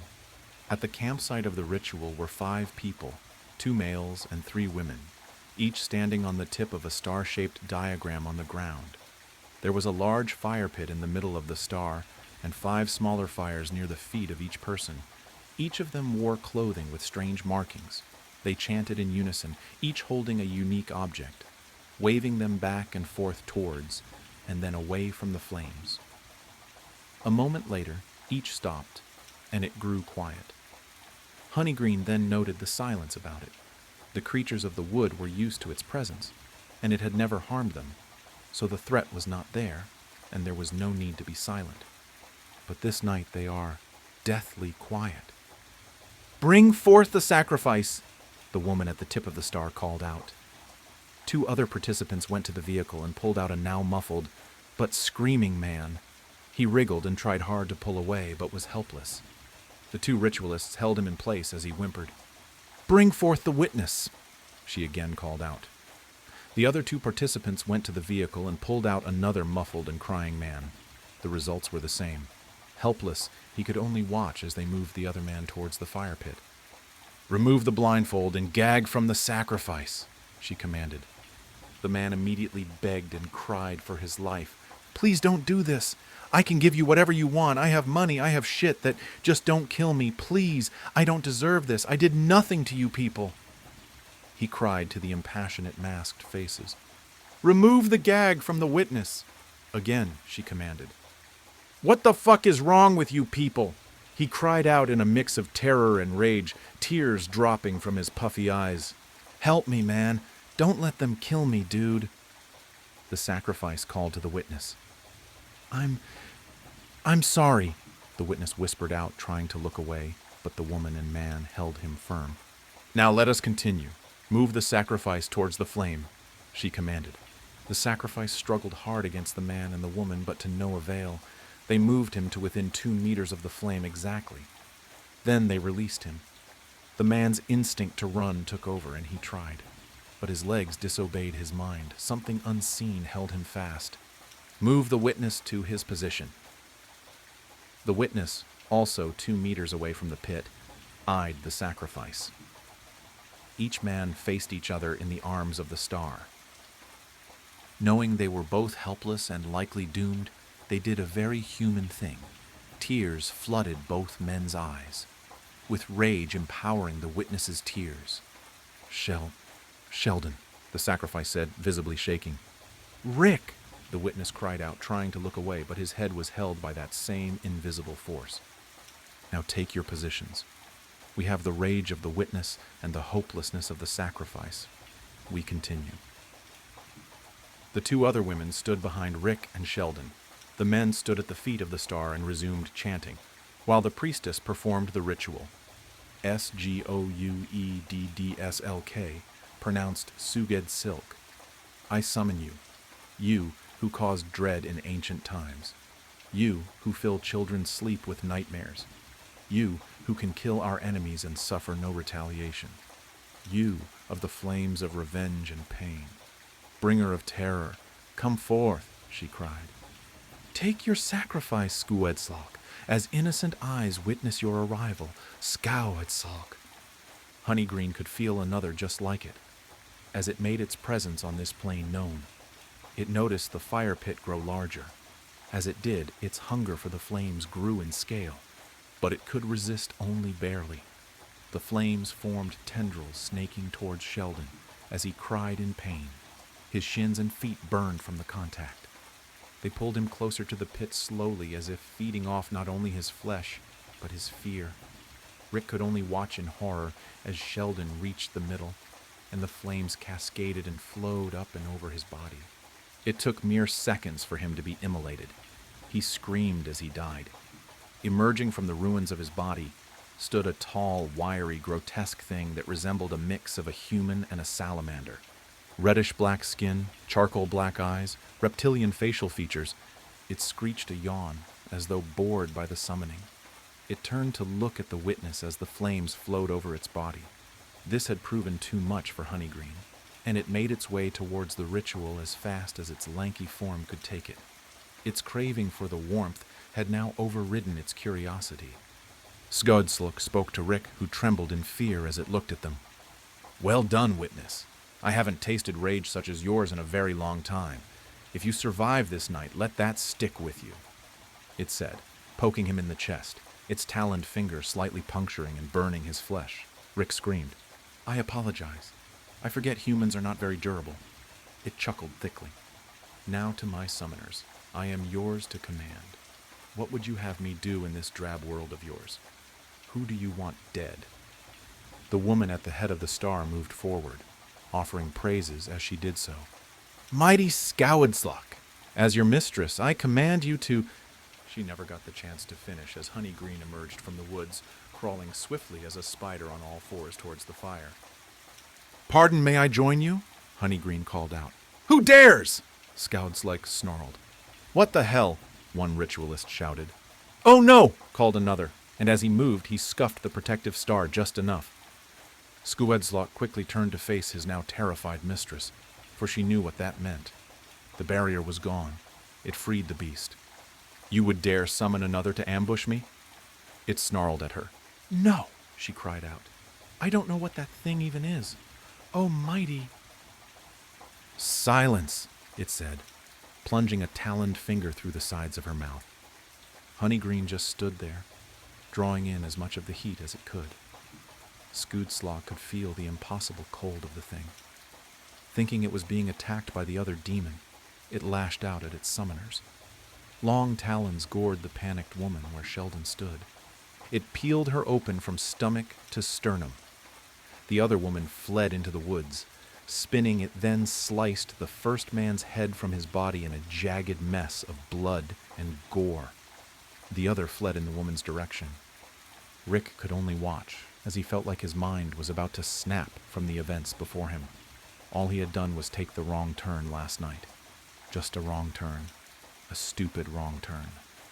Skuedslok bent towards him.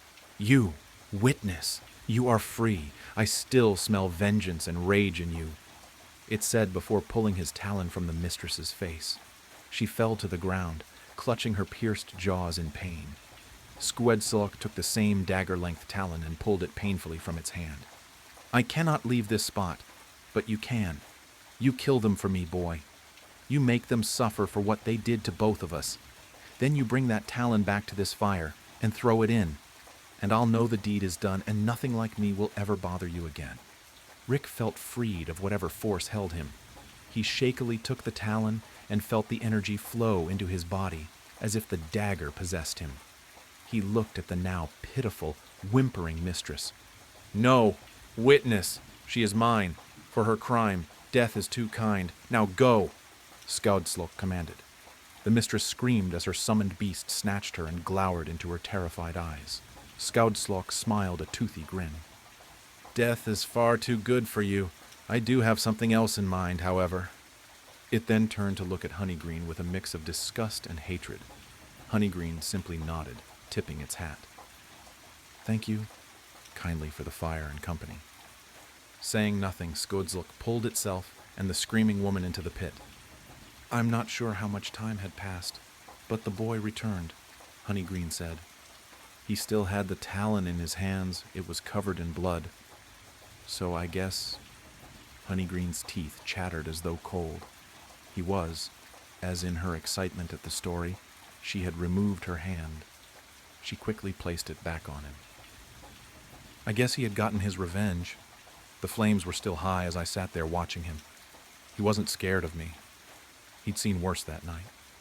He took the talon and tossed it in the flame, then sat down.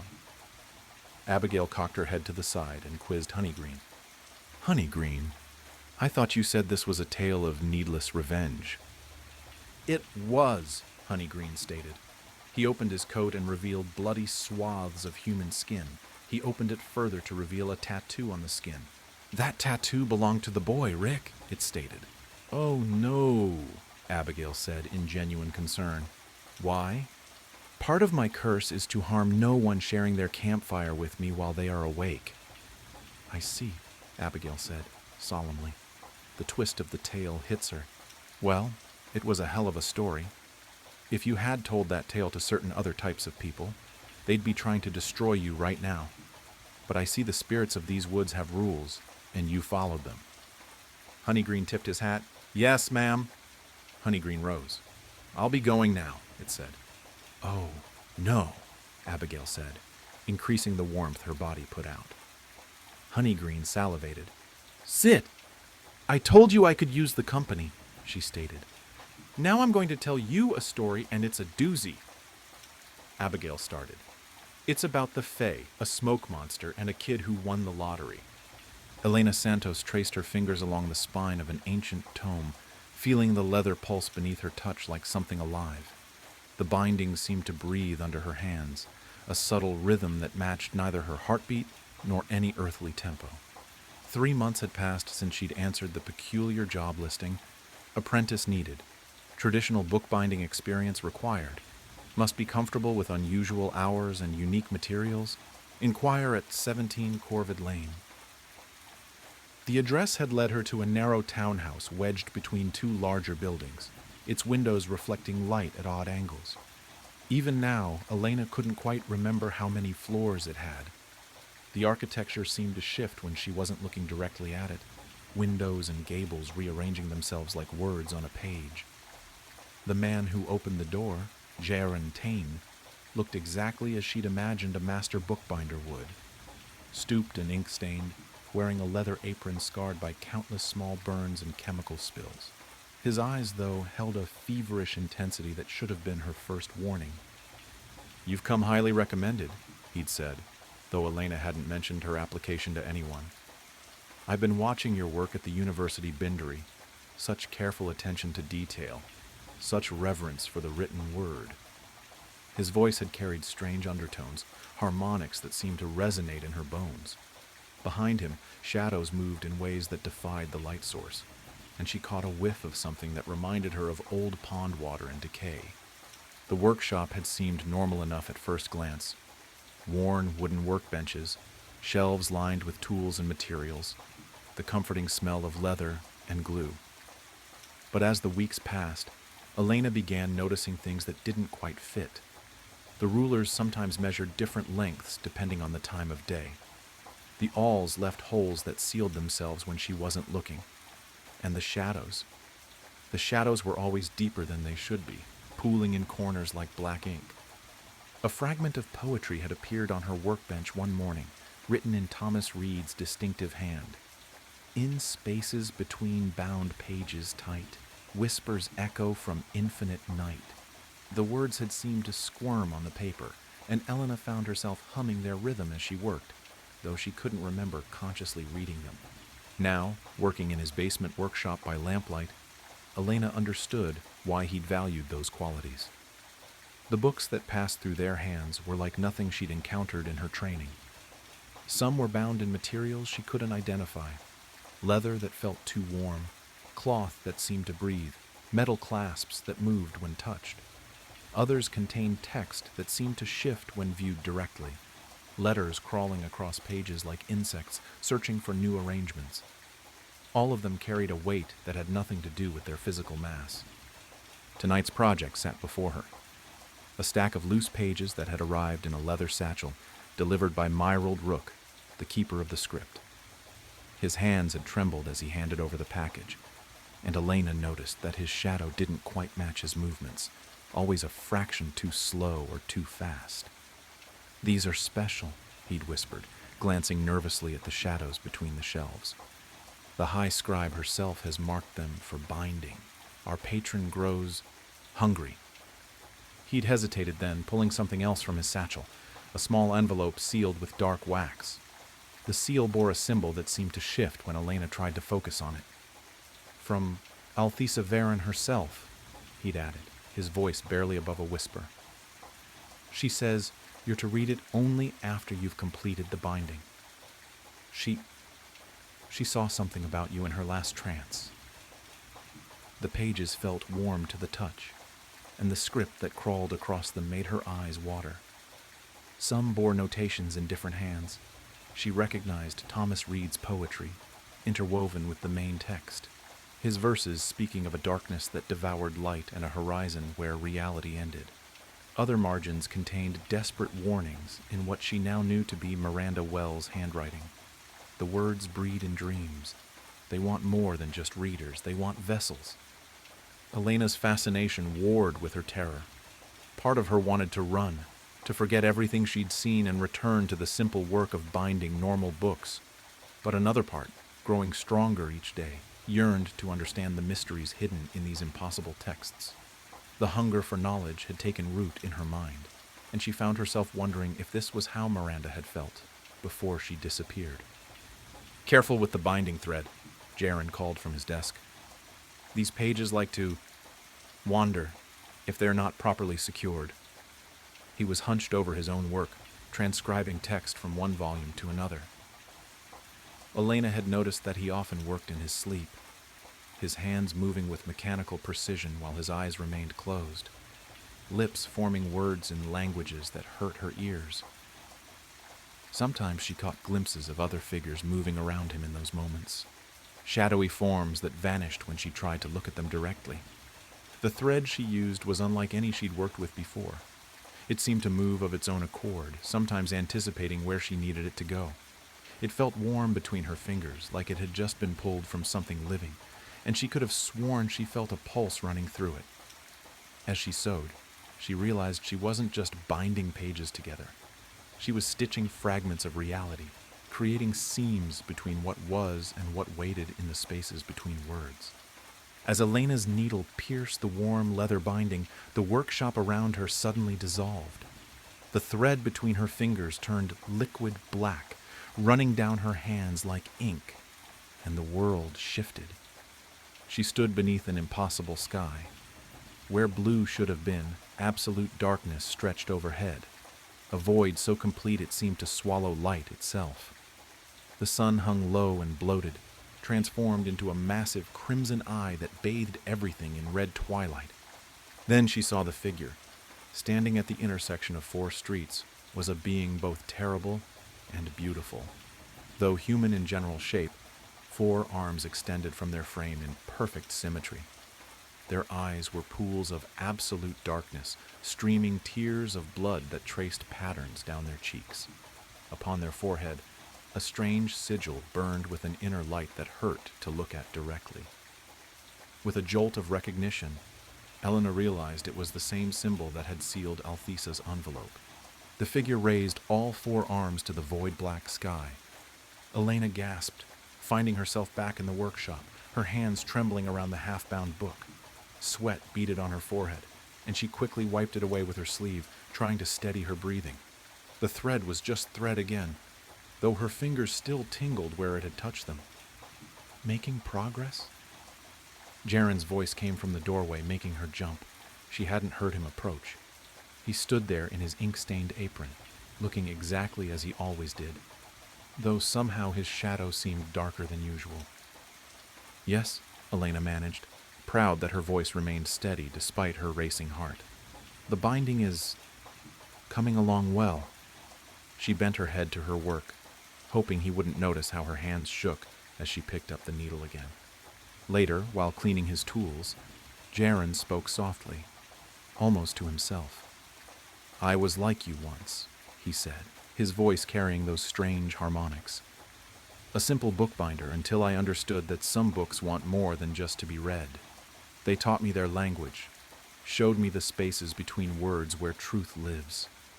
He turned to her, and for a moment his eyes seemed to contain galaxies. "The Dark One offers knowledge beyond imagining, Elena. The cost—" He smiled, and in the lamplight his teeth gleamed like wet ink. "The cost becomes irrelevant once you understand what waits on the other side of the page." She'd begun having dreams about the books. In them, she watched letters crawl across pages like insects, forming and reforming into messages that left her gasping awake. She dreamed of vast libraries where the shelves went on forever, and all the books whispered her name. Sometimes she heard voices from the workshop below her rented room, though Jaren insisted he never worked past midnight. The shadows in the corners seemed deeper each day, and she often caught movement in them from the corner of her eye. Suggestions of figures walking between the shelves, of hands reaching out from between books. Through these dreams, she began to understand the congregation's structure. Jaren, as the bound archivist, created gateways through his bindings. Myrald Rook, the nervous keeper, distributed the texts to those marked for initiation. Above them both stood Althesa Veron, the High Scribe, who received direct instructions from their patron, the Dark One itself. In these dreams, fragments of what she'd glimpsed haunted her: the void black sky, the crimson sun that shouldn't be, and always that figure, that terrible, magnificent figure whose presence made reality shiver. Her mind recoiled from remembering too much, but the images lingered like after-images burned into her vision. Sometimes when she woke, gasping in the dark, she could still feel the weight of that impossible sky pressing down on her, and her fingers would trace patterns in the air, unconsciously mimicking the sigil she'd seen burning on the figure's brow. A loose page fluttered from the stack. She recognized the university library stamp, though the seal seemed wrong somehow, rotating slowly when she wasn't looking directly at it. The margin contained a neat notation, "Found by M.W."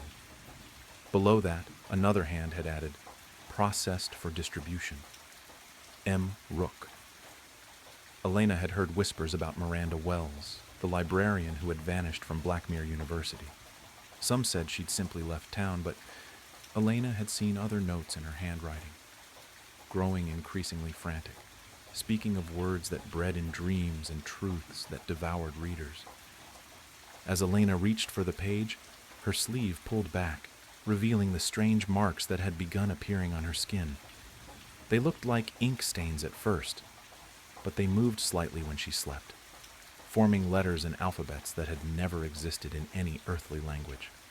She'd stopped trying to wash them off after noticing that soap and water only made them spread faster. Sometimes, in the right light, they seemed to form words from the texts she'd been binding, prophecies and promises that wrote themselves into her flesh.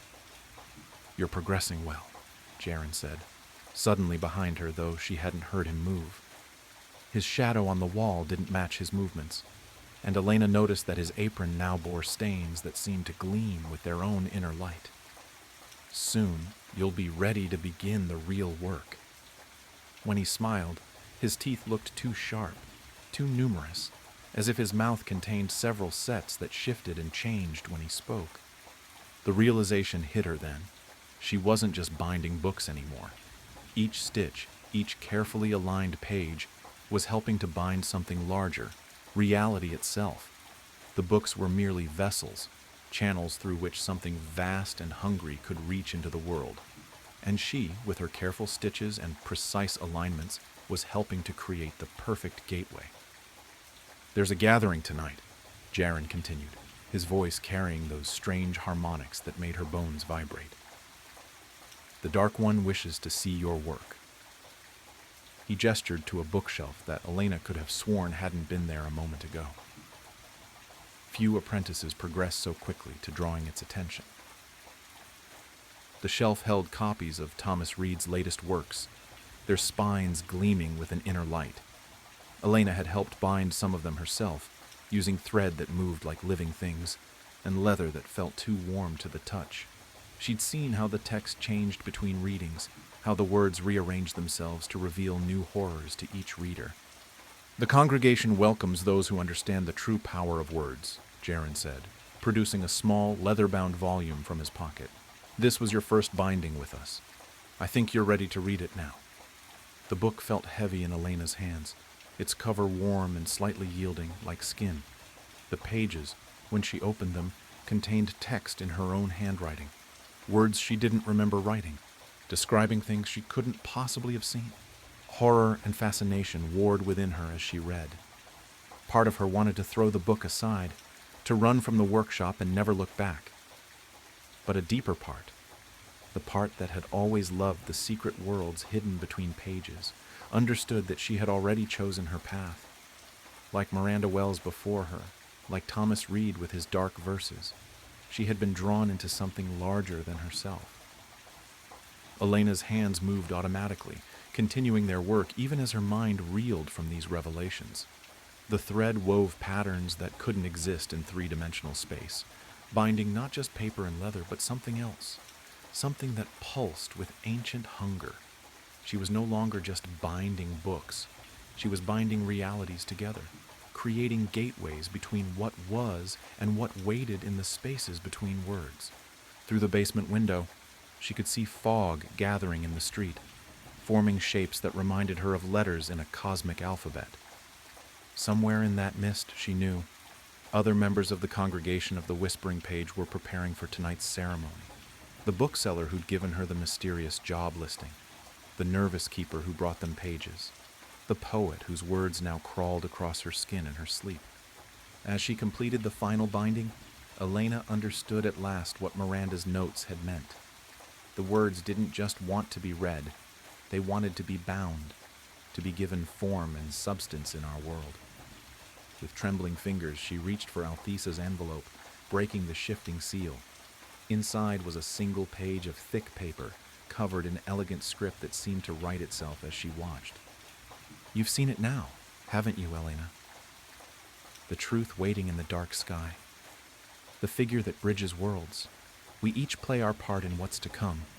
You with your bindings, me with my visions, Jaren with his translations. The Dark One chooses us carefully, dear Elena. Your hands know the work already, even if your mind hasn't caught up. Bind these pages well. They're more important than you yet realize." Elena's fingers traced the binding she'd just completed, feeling the warmth pulsing beneath the leather. Horror and fascination mingled in her chest, but underneath them both was something else, a deep, thrumming certainty. Every book she'd bound had been a practice run for this moment. Every stitch had taught her hands the patterns they would need. She could run, yes, but the truth was, she didn't want to. The black horizon was coming, and Elena Santos, once a simple bookbinder, would help usher it in, one bound volume at a time. Her hands moved across the leather and paper, each stitch drawing the darkness closer, each page carrying whispers of the truth that waited in the spaces between words.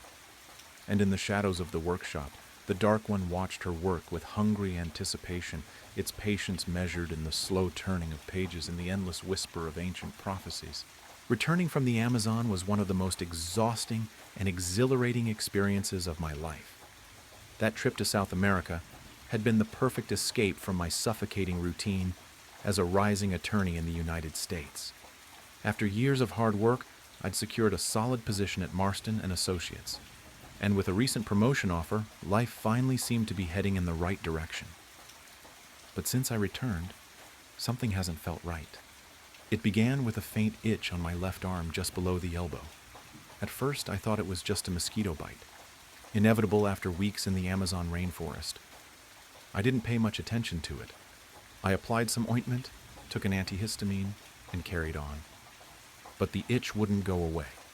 2 days later, it worsened. The small red spot on my arm started swelling, throbbing, as if something alive was inside. Every touch felt like fire burning beneath my skin. At the office, the situation became unbearable. I shifted constantly in my chair, unable to focus on anything but the desperate need to scratch. I clawed at my arm under the desk, trying to hide it, but it was no use.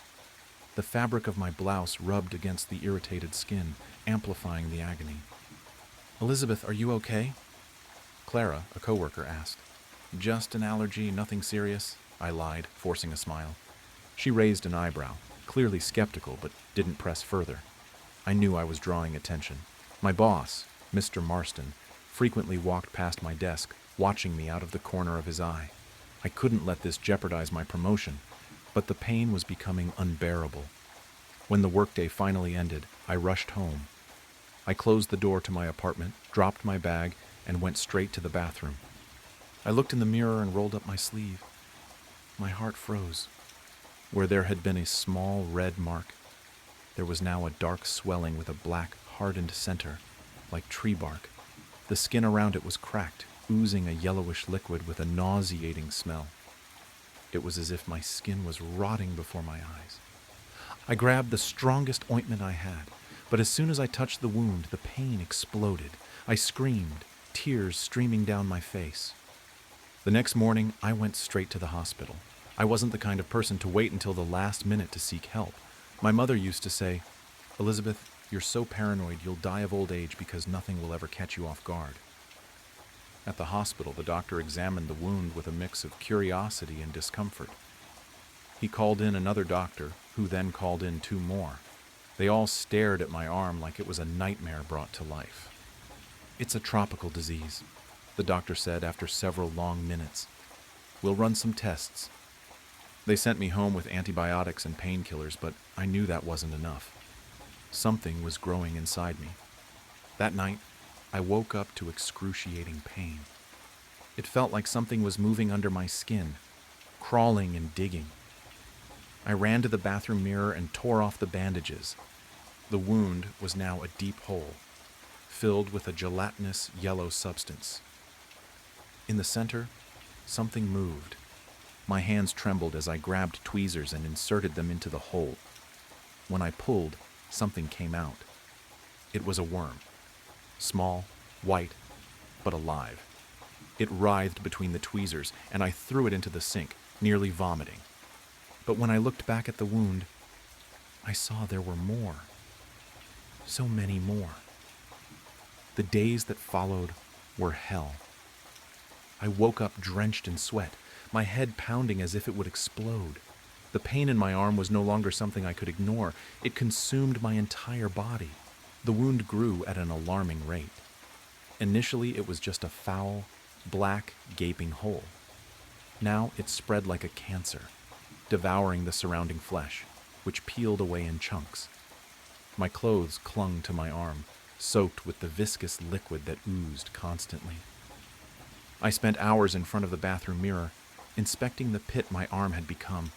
It was as if something inside was alive. Small ripples in the decaying flesh, like waves on a contaminated lake, revealed their presence. By the 3rd day, after pulling out the 3rd worm with tweezers, I realized I was trapped in an endless cycle. I removed them, but more appeared, always more. I couldn't sleep. Whenever I closed my eyes, I felt the creatures moving inside me, digging deeper into my flesh. I became obsessed. I spent sleepless nights on the bathroom floor, extracting worms with tweezers, needles, anything that could reach them. My body was exhausted, but my mind wouldn't stop. For every one I removed, two seemed to take its place, and the sound. At first I thought it was in my head, but it wasn't. It was a low, wet rustling coming from my arm, the sound of something scraping against flesh, chewing, burrowing. By the 5th day, the nightmare reached a new level. My left hand went numb. I tried to move my fingers, but they wouldn't respond. When I looked at my arm, the swelling had spread. The skin around it was translucent, almost see-through, revealing long white shapes writhing beneath, rivers of larvae flowing through my body. I vomited on the bathroom floor, the stench of bile mixed with the rotting smell of my arm, making the air unbreathable. I knew they were growing, and I knew they wouldn't stop. It felt like a legion of burning needles was piercing my skin, deeper and deeper each time. The wound was growing alarmingly. At first it was just a black, fetid hole in the center of the swelling. Now it spread like cancer, advancing through the surrounding flesh, which was rotting and falling apart in pieces. My clothes started to stick to my arms, soaked with the viscous liquid that kept dripping constantly. The smell was nauseating, a mix of rotten meat and something chemical, acidic, that seemed to burn my nostrils. I spent hours in front of the bathroom mirror, inspecting that hole that had become my arm. It was as if something inside it was moving. Small ripples in the rotting flesh, like waves on an infected lake, showed that they were there. On the 3rd day, after pulling out the 3rd worm with tweezers, I realized I was caught in an endless cycle. I would remove them, but more would appear, always more. I cried out of frustration and disgust. "Get out of me! Get out!" I screamed, my voice hoarse and desperate, but the worms didn't obey. Each night was worse than the last. I couldn't sleep. Every time I closed my eyes, I could feel the creatures moving inside me. The mere thought that they were digging through my flesh kept me awake. I became obsessed. I spent the night sitting on the bathroom floor, pulling out worms with tweezers, a needle, anything I could reach. My body was exhausted, but my mind never stopped. Every time I pulled one out, it seemed like 2 more appeared. I began to hear sounds. At first, I thought it was just in my head, but it wasn't. It was a low rustling noise, like something wet brushing against flesh, gnawing, burrowing. I knew they were growing. On the 5th day, hell reached a new level. My left hand began to tingle. Then, it went numb. I tried to move my fingers, but they wouldn't respond. When I looked at, I start. My skin was greenish and damp, gleaming with a sickly, oily sheen. I called an Uber to take me to the hospital. When the driver stopped in front of the building, I hesitated for a moment. I tried to cover my arm with a cloth to hide the deplorable state it was in, but the fabric quickly became soaked with the yellowish liquid that leaked incessantly. I got in the car, hoping he wouldn't notice. "Good morning," I tried to say, but my voice came out hoarse, almost inaudible. The driver, a middle-aged man with a friendly expression, smiled through the rearview mirror, but his expression changed as soon as the smell reached him. "Are you okay?" he asked, wrinkling his nose and cracking the window a bit. "It's just an infection. I'm going to the hospital." He nodded but kept the windows open throughout the entire ride. I saw him rub his nose several times, and his glance in the rearview mirror was filled with distrust. The smell was getting worse. It was the smell of death. When I finally arrived at the hospital, I staggered through the front door. The people in the waiting room instinctively moved away, some covering their mouths, others wrinkling their faces in disgust. I was taken directly to the emergency room. The doctor who attended to me was the same as before, but his serious expression indicated that he knew the situation had gotten out of control. He could barely hide his own reaction to the smell. "Elizabeth, what happened?" he asked, while putting on gloves and a mask. I don't know. It's getting worse. It's growing." He looked at my arm, now practically unrecognizable. The wound had turned into a grotesque opening filled with necrotic flesh and viscous secretions. The center pulsed as if it had a life of its own, and the edges were covered in small worms crawling in and out, as if they were digging tunnels. It was as if they were digging tunnels. "We need to act immediately. This is no longer just an ordinary infection," he said, calling for other doctors. I was rushed into the operating room. The nurses' faces were a mix of professionalism and horror, as if they were trying not to think about what they were seeing. The room was cold, and the bright lights reflected off the metal surgical instruments. "We'll need to amputate the arm, Elizabeth," the doctor said, holding my healthy hand to try to comfort me. "There's no other option. It's spreading too quickly." I simply nodded. I no longer had the strength to protest. All I wanted was for it to stop. They sedated me partially, but I remained conscious enough to feel the first incision. When the scalpel cut into the flesh around the wound, a collective scream echoed through the room. Larvae were raining down. From the cut, a torrent of white worms exploded like a geyser.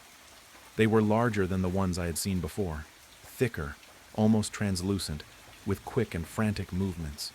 The nurses recoiled, some screaming, others dropping instruments on the floor. "My God," murmured the doctor while trying to stay calm. The worms fell to the floor and began to spread throughout the room, crawling in all directions. The stench emanating from them was even stronger, a wet, rotting smell that seemed to fill every corner of the space. The doctor continued cutting, desperate to sever my arm from the rest of my body. But the worms didn't stop. They appeared from every side, burrowing into my flesh as if they were living roots, connected to my own body. The pain was unbearable, even with the sedatives. I could feel every movement, every bite, every slide of their viscous forms. "We need to finish this now," the doctor shouted, wielding a surgical saw to cut through the bone. But as he began to saw, more worms came out, this time faster, as if trying to escape. One climbed up his glove, crawling to his wrist. "Get this off me," he shouted, as another nurse tried to help him. The operating room was in chaos. The floor was covered in blood, pus, and worms.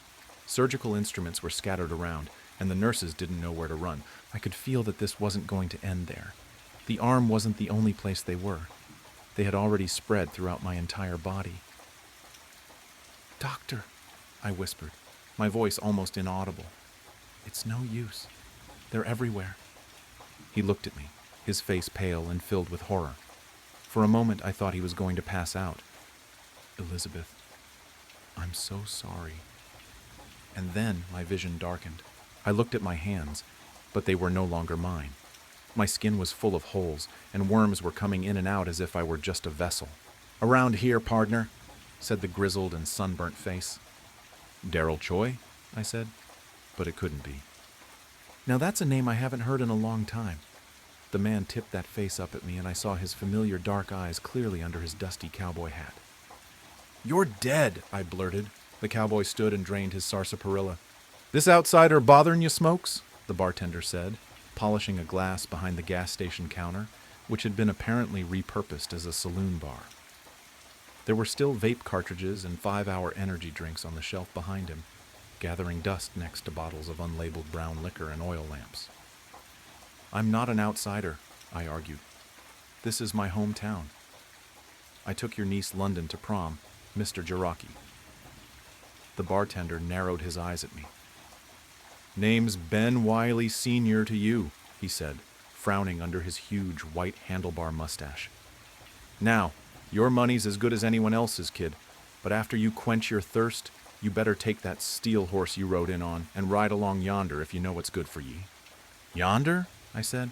"What the hell is going on? This is Massachusetts. Is this a bit?" The 5 other cowboys in the gas station, who were all sitting around makeshift tables that had been hammered together from pieces of the holiday station shelving, stopped their card game and glared at me. One of them reached for his sidearm. Daryl clapped his hand around my shoulder. "Settle down, boys," he said. "This here fella's kin, he just don't know it yet. Sit down, partner, and I'll tell my tale. I just came in to pay for gas." The thingy wasn't working outside. I said. I'm actually late to my mom's memorial service right now. Oh, don't worry about that, son. It's my mom's. Sit down. I sat down. The plastic chair squeaked. Mr. Jaraki brought me a stein of sarsaparilla. Folks around here, you see. We ain't afraid of death no more, Darrell said. He lit his pipe. Red embers lit his dark eyes. I met death. He's a 10-cent man. Darrell stared through the Holiday Station windows past the gas pump and toward the horizon of Peabridge, Massachusetts. In 2016, Darrell Choi had been crushed to death by a semi on his way home from UMass Amherst. He was the first friend I ever lost. His death had hit me hard. We weren't as close as I was with some of my other friends, but we'd cut class a couple of times to vape by the creek and trade Yu-Gi-Oh cards. I didn't think he could grow facial hair, but he had a lot of it now. You ever heard of Pet Sematary? Darrell asked. Yeah, I saw the movie, I said, and the remake. Well, turns out we got one of those. I stared incredulously. If I hadn't been at Darrell Choi's funeral, I wouldn't have believed him. Okay, I said. Basically, it works just like an old Steve King's account. You die, they put you in there, you come back wrong.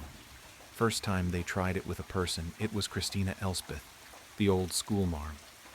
Oh no, Mrs. Elspeth died? It don't matter now, Darrell grunted. Listen, they put the schoolmarm in the cemetery, and the next day she was crawling back all full of murderous rage and such, same as the dogs and cats and fish, but worse, spouting all kinds of vileness. So her husband shot her in the head. Mr. Elspeth? Not before she cut him real good across the belly, though. The old fella bled out right quick in his flower garden. So they buried both of them in the cemetery what's-it-again, on account of the headstone already being paid for. Mr. Elspeth was my youth pastor. He always snuck us leftover communion bread, and we'd eat it with marshmallow fluff. I didn't even know he had a gun. So another day passed, and, well, the two of them sprung back out of that dirt mound. Mr. Elspeth had come back wrong, just like his missus before him, all evil and such. But Mrs. Elspeth came back even wronger. Turns out there's a step down below evil. I'm talking downright, well, sort of like those red fellers we used to play at killin' as youngsters in that moving picture game. I don't know what the hell you're talking about, Darrell, I said. Can you drop the cowboy accent? Darrell glared at me. Folks call me Smokes these days, he said. Smokes Barlow. Wilbur Lee Barlow if you're a lawman. I'm not going to call you Wilbur Lee Barlow, I said. Nah, you'll call me Smokes like everyone else, he replied smoothly. Resident Evil, I said. Huh? The red zombies from Resident Evil. Is that what you were talking about earlier? Smokes shrugged. Anyhow, the two of them went on a killin' spree round here, and I guess word got out about the cursed boneyard. Everyone and their mother, I mean the ones who survived, hoped maybe their kin would be the exception to the rule. So more and more bodies went in the mound, and each of them came out as evil as the last, except for Mrs. Elspeth, who came back worse for wear. They put her back? Again?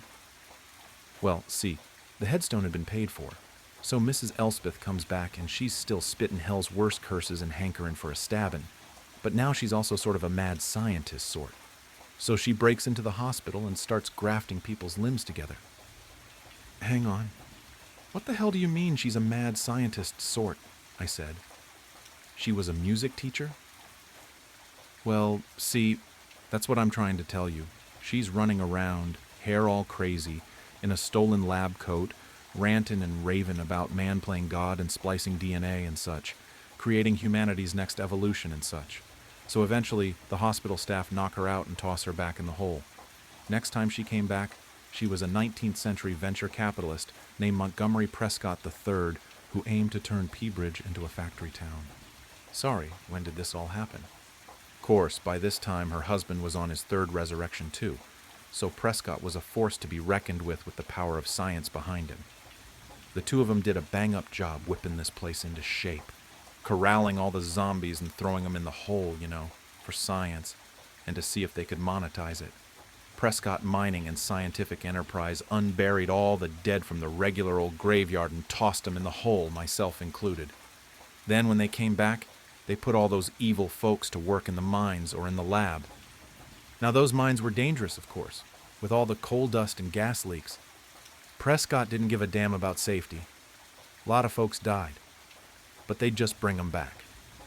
A couple weeks in, though, and there were about 20 Montgomery Prescott III's and about 100 mad scientists running around, and it turns out Monty Prescott works for no man. Each of them enlisted a squad of mad scientists and started their own enterprise. Wasn't too long before they started assassinating the competition. At this point, we'd all just gotten used to throwing people in the hole. Turns out after Prescott, you come back as kind of a Dracula. Now, I won't go into all that business. You know Salem's Lot?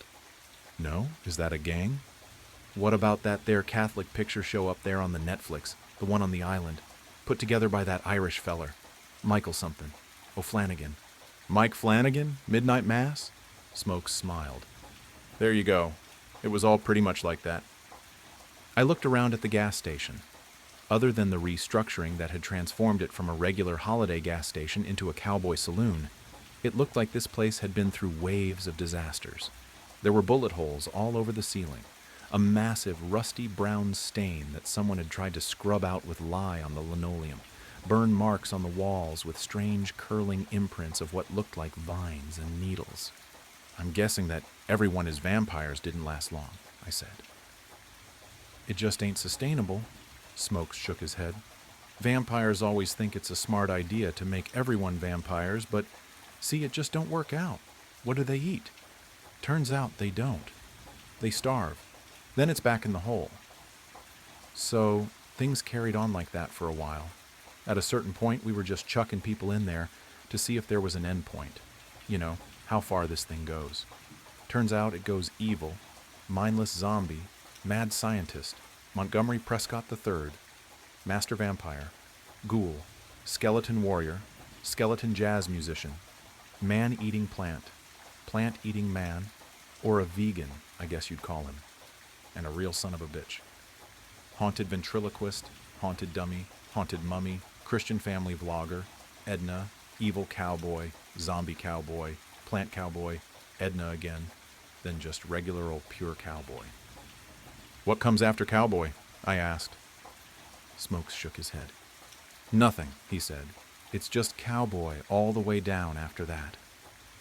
The cowboys playing poker glanced up at me through clouds of tobacco smoke. I recognized some of these people from around town, or rather, I recognized who they used to be. So, my mom's memorial, she's not really dead, is she? I said, a wave of hope and relief overwhelming me. I thought I'd have to say goodbye to her today, but she'll be back, won't she? Smokes only smiled sadly. You won't find fuel for your steel carriage, partner, said Smokes. I'll give you a ride to the cemetery. I followed Smokes out to the parking lot where several horses were hitched. Where did you guys get all these horses? I asked. Oh, where there's cowpokes, there's horses, he replied. That's a rule of nature. Smokes fed the horse an apple and stroked her mane before bidding me to climb on behind him. I held on to his waist, which was pretty weird for me because we were never close like that, and we galloped off up the highway toward the middle of town. We passed the elementary school, which had been covered in radiation warning signs and barbed wire. Then we passed the old Coney Island restaurant, which had been converted to a one-room schoolhouse. Main Street's restaurants, law firms, and tattoo parlor had been replaced by a dry goods store, an ox stable, a wagoner, an apothecary. The barber was the same, but it looked like he also pulled teeth now. The park that I played in as a kid had been bulldozed to hell, and in its place was a brown dirt yard with scattered mounds and holes all clustered near the center. A new sign hung over the entrance on a wooden board, Lazarus Mound Cemetery. I guess we could have been more creative, Smokes said, but it's too late for couldas, I reckon. A group of cowboys, clad in black, stood over a dirt pile. They held their hats to their chest as the eulogy was read. Smokes followed me to my mother's fresh grave. I dropped my bouquet of flowers on top of it. Family only, said one of the cowboys, glaring at me. Uncle Matt, it's me, I said. He twirled his goatee and grimaced, revealing a new gold tooth. It's Billy Cobra Nash these days, he said. Didn't recognize you, son. I suppose you want to say a few words? He gestured to the mound. Well, I would, I said, but I'm pretty sure she'll pop out halfway through. That's no way to talk about your poor dead mother, said Great-Grandma Tess, who I hadn't seen since 2004 when she died from stroke. Except she wasn't Great-Grandma Tess. She was a short old man with a long rabbity mustache and 2 guns on either side. Let the kid grieve, Slim, said Cobra. The sun set on us. The resurrected cowboy versions of my family members became hungry and bored and set up a small campfire where they heated up coffee and beans and spun some yarns. I asked questions about the cowboy economy and how it could sustain itself in this Massachusetts town that didn't have that many cows, and they responded by cussing me out and telling me to get lost. City boy. I said I couldn't be a city boy because I was from here, and they took away my beans. Finally, after about an hour, there was rustling from the mound. Here she comes, said Cobra. The dirt shuffled and ran down the side of the mound, a miniature landslide. Finally, a gloved hand emerged. Then an arm, a dirty, dusty head crowned in a cowboy hat, burst from the pile, coughing. Well, butter my biscuits, if it ain't the cheat, just in time for dinner, said Slim, hands on his hips. My mom, who was now a dirt-covered cowboy named the Cheat, clicked his boots together to dislodge some stones from his spurs. Howdy. Miss me, fellas, the Cheat rasped, spitting pebbles into the fire. Mom? I said. The Cheat looked me over. They call me Vernon the Cheat Maddox now, my mom said. Why Maddox? I asked. Mom, what was wrong with Nguyen? Ain't a cowboy name, said Mom. A cowboy can't be Vietnamese? Listen, kid, said the Cheat, clapping me on the arm. I've had a long day, and to be frank, I can't abide a city slicker like you before I get my brew. Gotta fill up on beans and coffee or I'll be skinner than a jazz skeleton in 2 shakes of a lamb's tail. I watched my mom walk away toward the fire, greeting the other cowboys like old friends.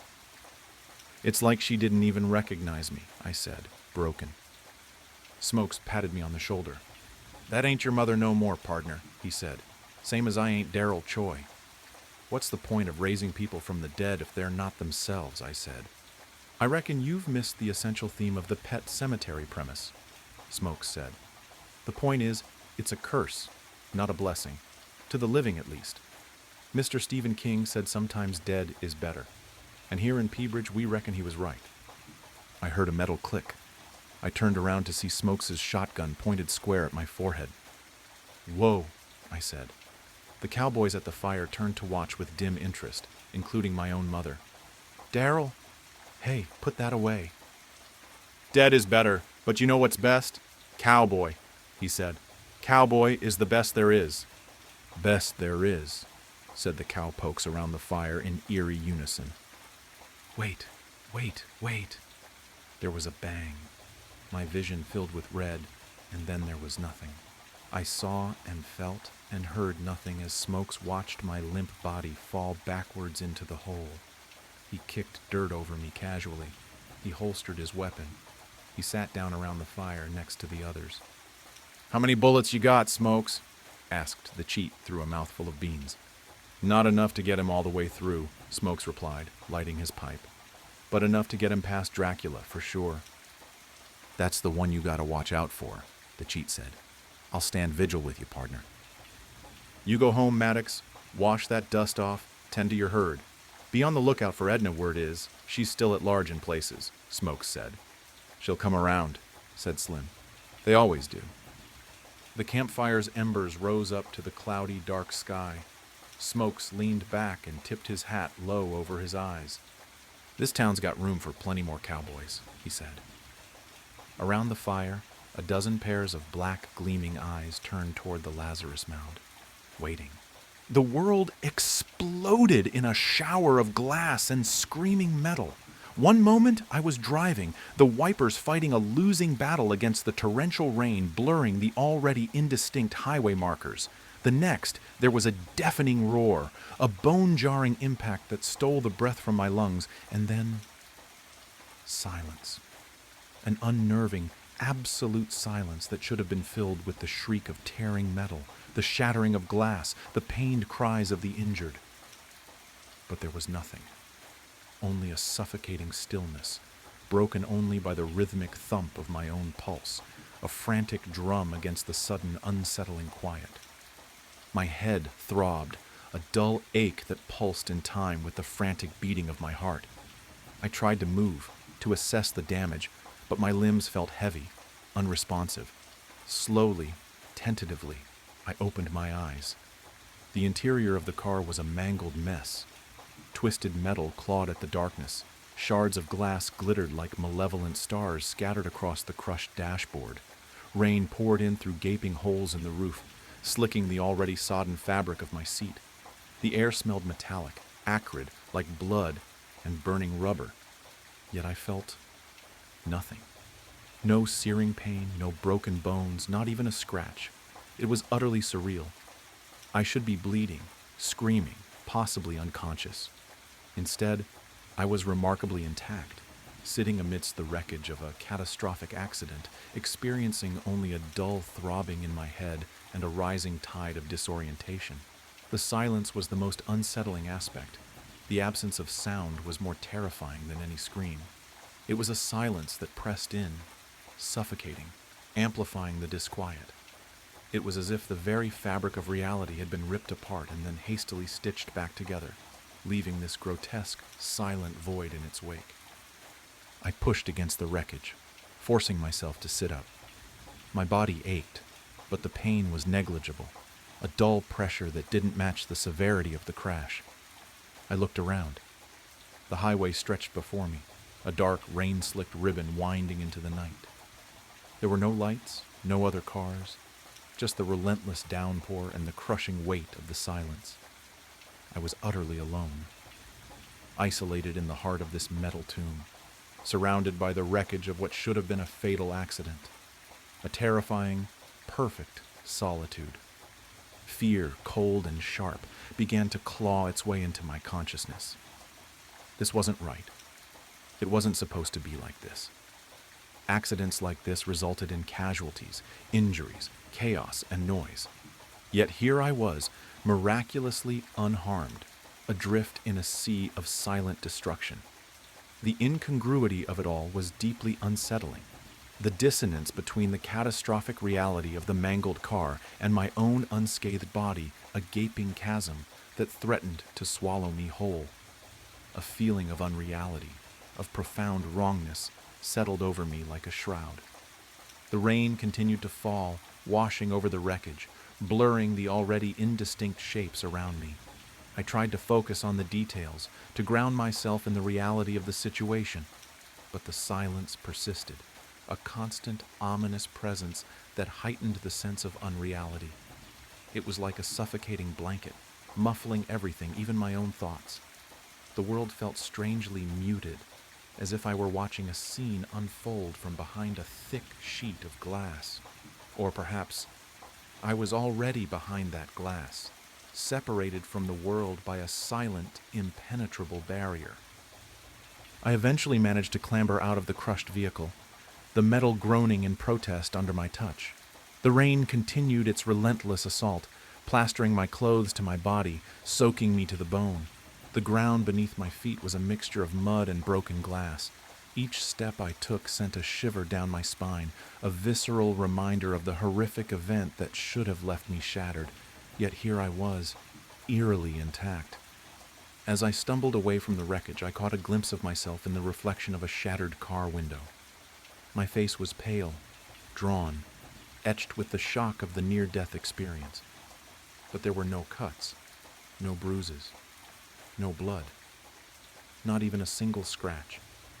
My skin was flawlessly smooth, unblemished, a stark contrast to the brutal reality of the scene surrounding me. The realization slammed into me with the force of a physical blow. Something was deeply, horribly wrong. More than wrong. Impossible. This wasn't just an accident. It was something else. Something far more sinister. Something beyond comprehension. The implications hung in the air, heavy and suffocating. and my heart began to pound in my chest once more, this time not with the shock of the impact, but with a terrifying sense of impending doom. The silence remained, a constant, chilling companion, a stark testament to the unsettling and impossible nature of my survival. The rain continued to fall, a bleak and unforgiving curtain drawn over the unfolding horror. The rain had stopped, leaving behind a world washed clean, sterile almost, a stark contrast to the chaos I had just escaped. The silence, however, remained, a heavy, oppressive blanket stifling any lingering hope of normalcy. I ran a hand over my cheek, expecting the rough scrape of gravel against my skin, the sting of a fresh wound. My fingers encountered only smooth, flawless skin. The memory of the searing pain, the impact, the feeling of being crushed, all impossibly vivid, were juxtaposed against the cold, unblemished reality of my own body. Where were the abrasions, the cuts, the bruises that should have been decorating my skin like grotesque tattoos? There were none. My skin was flawless, an unsettling testament to something beyond explanation. Panic, raw and visceral, threatened to overwhelm me. I examined my arms, my legs, every inch of my body, searching for some physical sign, some evidence to confirm the horrific reality of the accident. But my skin remained strangely pristine, untouched by the carnage I had just survived.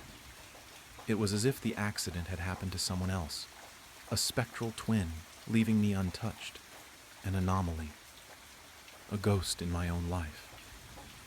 The thought twisted in my gut, icy and sharp, a constant reminder of the impossible truth. The rational part of my brain screamed for an explanation. Maybe it was shock. Maybe the rain had washed away any superficial injuries. Maybe I was hallucinating. But the mangled wreckage of the car, the persistent silence, the chilling absence of any physical trauma, all these facts contradicted the possibility of hallucination. This wasn't a dream.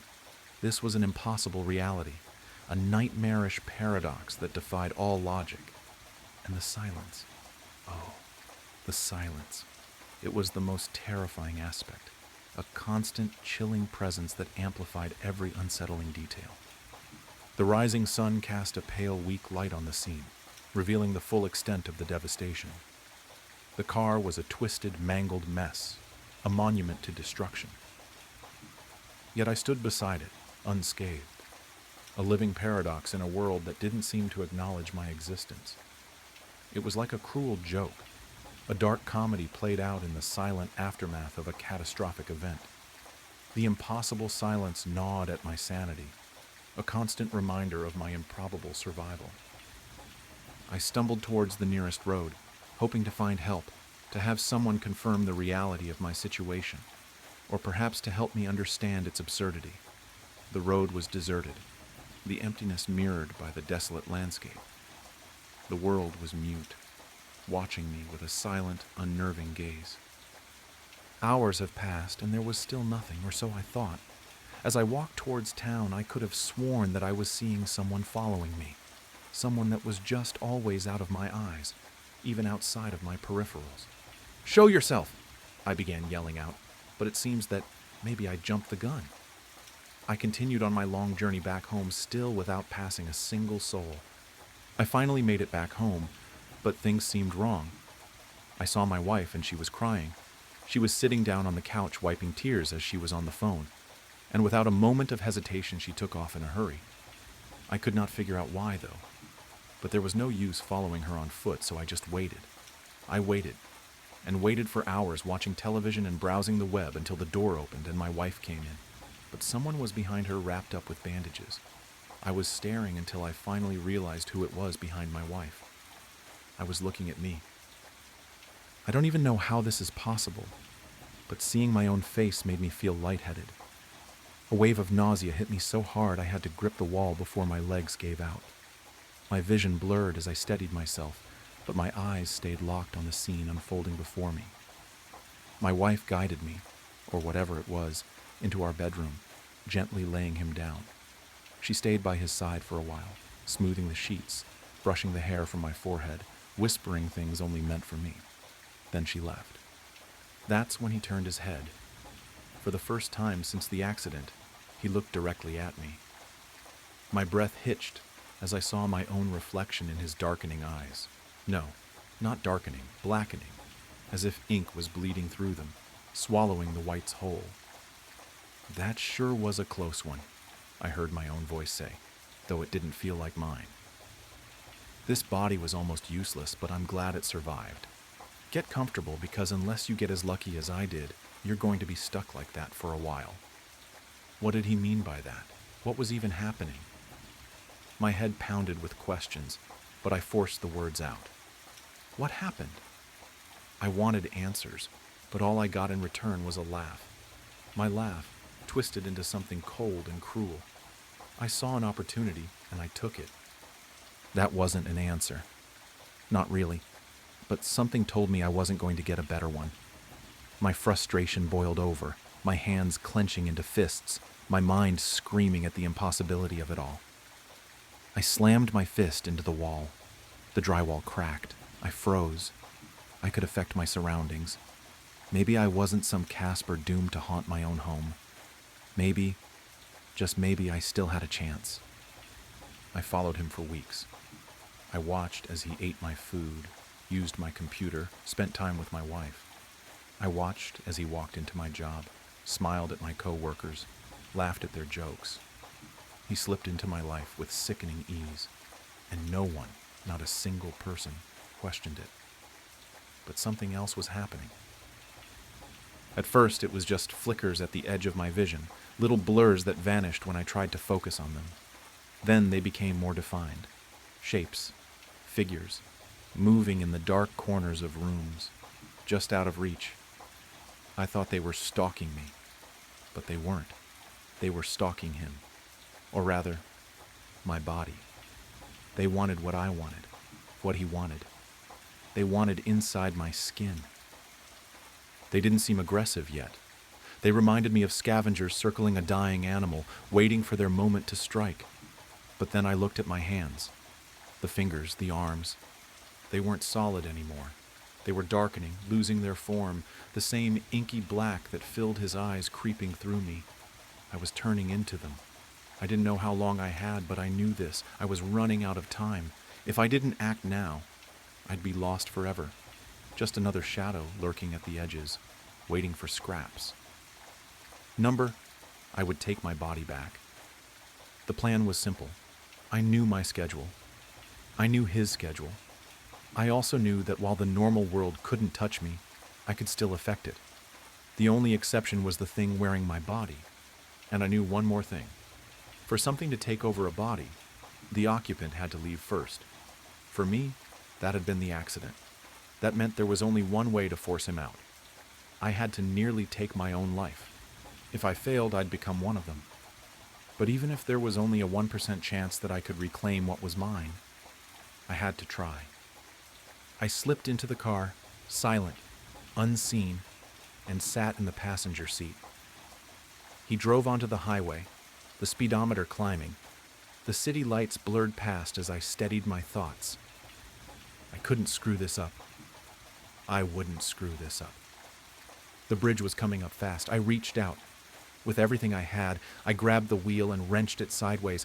Tires screeched, horns blared, impact, metal crunched, glass shattered, and the world erupted into chaos. The car slammed into the ground below in a sickening cacophony of destruction. The smell of burning rubber and gasoline filled the air. My body, his body, slumped over in the driver's seat, blood dripping from nearly every opening on his face. His ink-filled eyes fluttered open, then slowly slid shut. And then everything went black. I am writing this because I don't think anyone else has ever gone through this. No one else has returned to tell the tale. I didn't make it. I failed. As I type, the ink creeps higher, swallowing me inch by inch. Soon I will lose all sense of self. I will become one of the others. A shadow, a scavenger, a nothing. If anyone reads this, please, don't forget me. Have you ever been driving on a long stretch of road? Who am I kidding? Of course you have. If you're from the Midwest, You know that it's always better to drive for 10 hours than to fly for 3 hours. Well, since we both know you have you ever been in the middle of nowhere and seen a sign that says, "Mystery Spot, only 10 miles," before? If you have, and you had a family like mine, then you've been to places like that. A rundown tourist trap full of monkey torsos sewn to fishtails, jackalope mounts, and rooms built to look level but are actually on an incline. These hokey horror houses were my bread and butter growing up. Every year my mom, dad, and I would stop in for a couple hours of middle-class fun. I could never figure out how they managed to get a ball to roll uphill, or why their mermaid wasn't on the news. Now I know that everything in those places were fakes and illusions, but when you're a kid, you vow to get to the bottom of these mysterious marvels. Now that I'm a 24-year-old man, I've found true horrors, and now I wish I hadn't. It all started when my favorite mystery spot went on the market. I went to the bank, got myself a predatory small business loan, and bought the place. The predatory nature of the loan didn't bother me.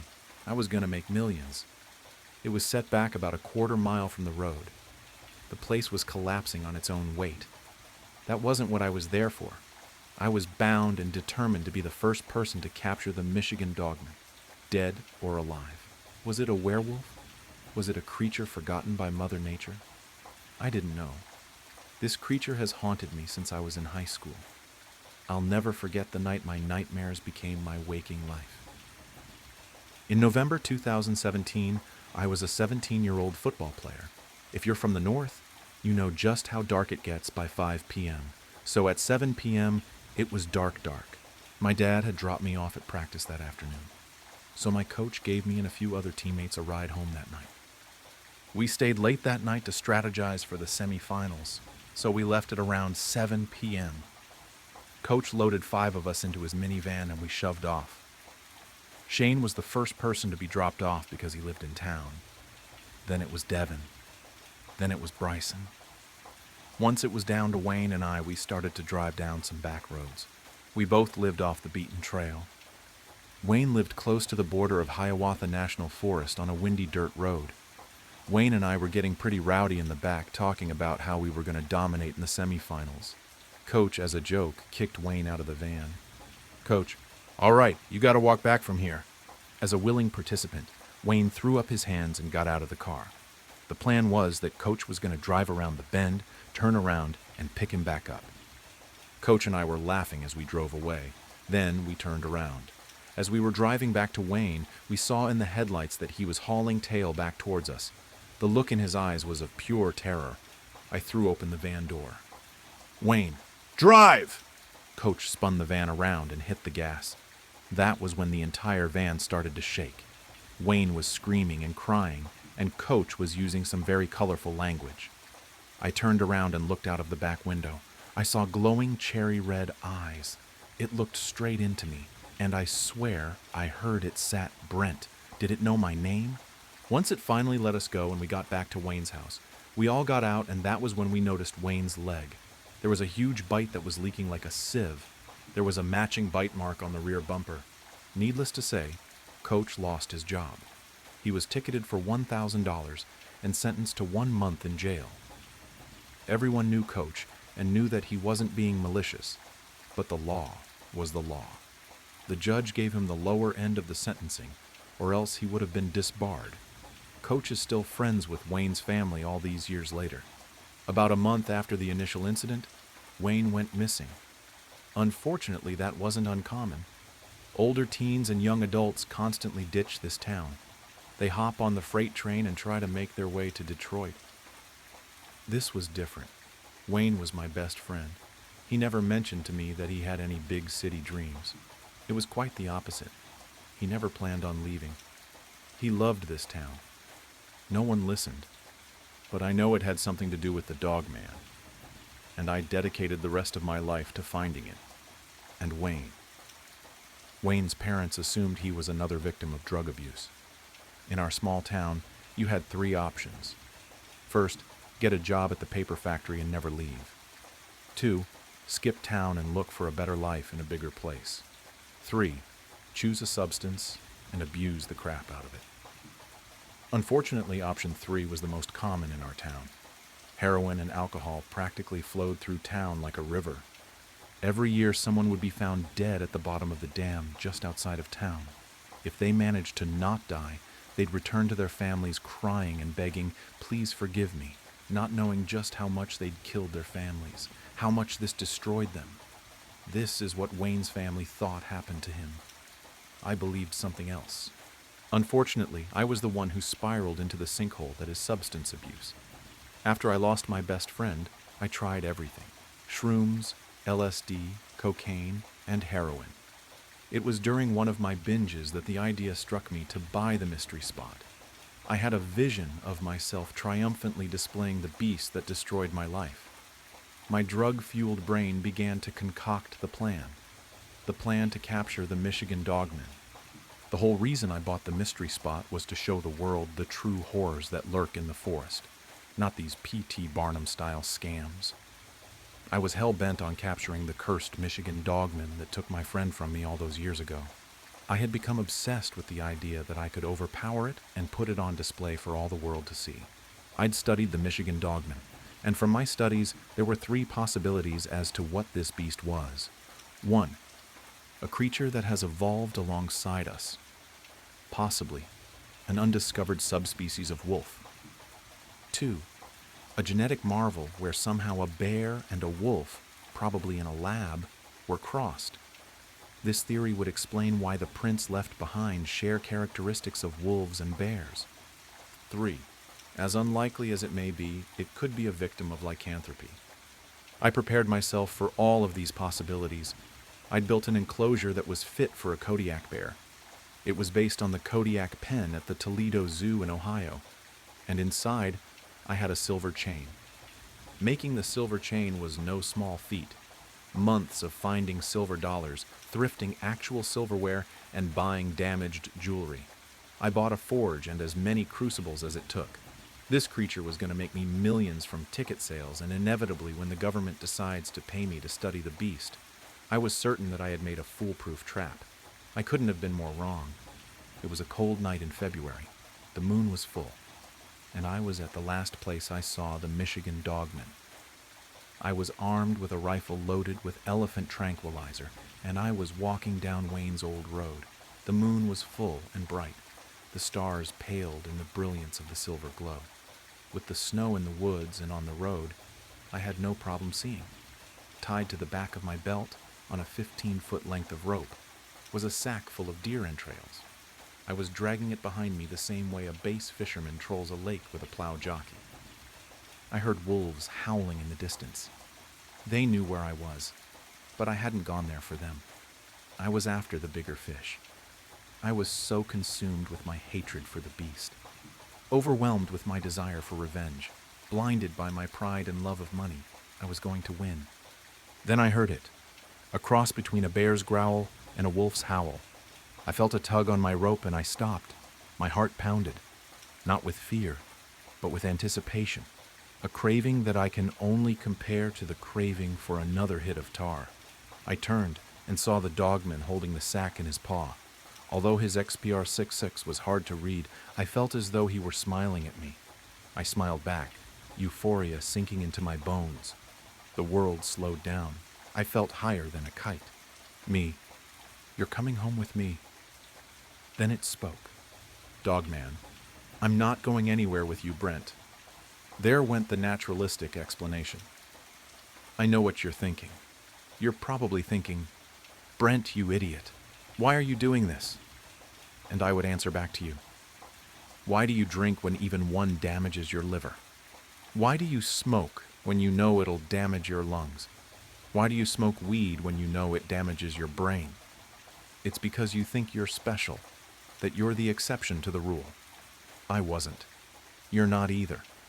I laughed as I raised my gun. I pulled the trigger and the tranquilizer dart slammed into him with a shunk. The beast took a step forward. I fired again. Shunk. 2 more steps. I fired some more. Shunk, shunk, shunk. The dogman faltered. He took a knee. He got back up. I unloaded. Shunk, shunk, shunk, shunk, shunk, shunk.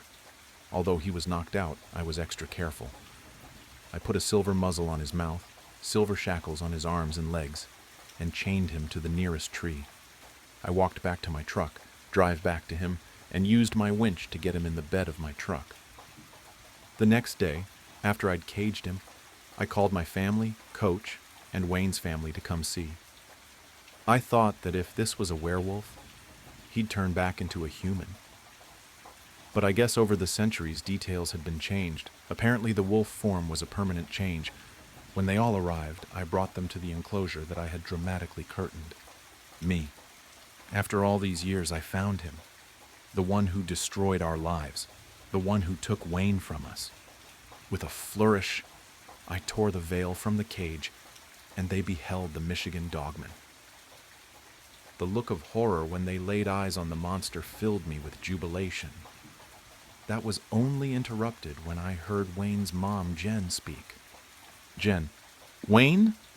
I spun around and there he was. Wayne. He was entirely naked. He was chained and bleeding. He was crying. I immediately swung the gate open and unbound him. Me. Wayne, are you okay? Before I could hug him and get him a blanket to cover up, he began to laugh. His skin sprouted fur. His bones began to snap and crack as he stretched into a horrible shape. The skin around his mouth tore as it elongated into a snout. He grabbed me by my throat and flung me into the cage. My head slammed into the wall and everything went black. When I awoke, I saw a bite torn into my thigh. I then looked out of the bars and saw the mess. My family's, Coach's, and Wayne's family's bodies were twisted and gored. Their entrails were woven into a grotesque message. I vomited as I beheld the scene. I stood back up and read the bloody message. Please forgive me. How can a sound from a simple item be the source of such recent and existential dread? I still ask myself that question as I lay awake at night. I have given up trying to get back to sleep. The sound, the images, they will not stop. Every moment of every night since it happened, I hear that chiming sound. It rings in tune with my own heartbeat, to the point where I feel like perhaps it has replaced it entirely. That chime so soft and pleasant, yet the things that it revealed, the things that the simple chime ushered into reality, are things I will never be able to forget, no matter how desperately I try. It all started when I found that odd bell. It was 3 weeks ago. I was walking along one of my favorite trails in a state park that I frequented. It was a refreshing and familiar way to enjoy a weekend afternoon. As I walked, I saw something strange near the trail end. It was what looked like a broken sign. At first, I thought it might be the trail sign itself, but it was still standing right where it always was. This one looked different. I stepped closer to see what looked like the burnt remains of a sign, almost like one you would see at a campground. All I could see that was still legible on the sign were the words, "Green leaf." The odd sign piqued my interest, and when I looked closer, I saw faded footprints near the burned item. I decided to follow them, unable to resist the new mystery I had discovered. I walked for a while in the direction of the faded footsteps. I almost turned back when I thought I had lost the trail. But dumb luck allowed me to rediscover it, and I pressed on. I reached a small clearing, and as I stepped into it, I felt an odd stillness in the air. The sounds of the animals in the forest and the general ambience of the whole area seemed to depart. All I could hear was the sound of my own heart beating and the sound of my nervous breath. I pushed on and walked towards a strange shape I saw on the ground near where the trail had terminated. My excitement increased when I saw what looked like a chest, half buried in the ground. For a moment I thought I had found legitimate treasure.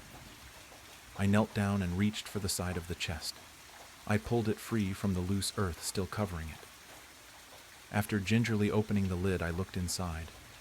There were no gold bars, no precious jewels. Only one item was in the ornate chest, a small silver bell. It looked finely crafted, yet not ostentatious. I fixated on the silvery sheen and wondered if it might be valuable. I half imagined the idea of buried pirate treasure, but I had no idea who would have buried a single bell in this chest out in the middle of the woods. I decided to take the small bell, since I could not find any trace of whoever had exhumed the chest and left it there. As I left the clearing and went back to the main trail, the ambiance of the forest had resumed. I thought its absence had been strange, but shrugged it off and pressed on. I considered asking a park ranger about the weird chest in the forest if I ran into one. I hated to admit that I did not wish to, since I wanted to keep my unique prize to myself. The bell was very nice, and its smooth and polished surface was almost mesmerizing. I walked a bit farther, and then I felt a compulsion I had not felt before when I picked it up. I had inspected the fine craftsmanship, but I had not considered just how it might sound until that moment. Upon considering that question, I became fixated on it. It was all I could think about. After a few more steps, I was unable to move on without knowing the answer to the most important question in the world. What does the bell sound like?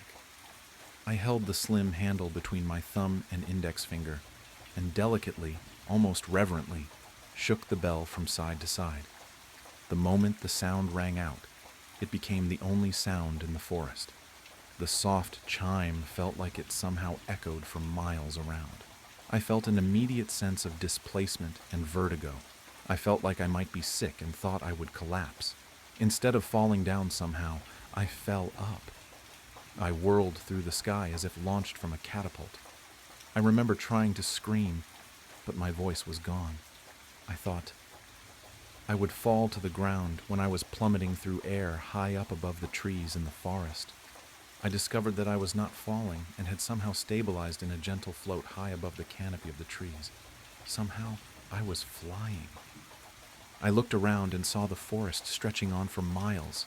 I had no idea how I was able to remain up in the sky. All I had done was ring the bell, and then suddenly I was up there. I looked around and saw a vibrant aura of colors emanating off of the forest, and the sky seemed to glow as well.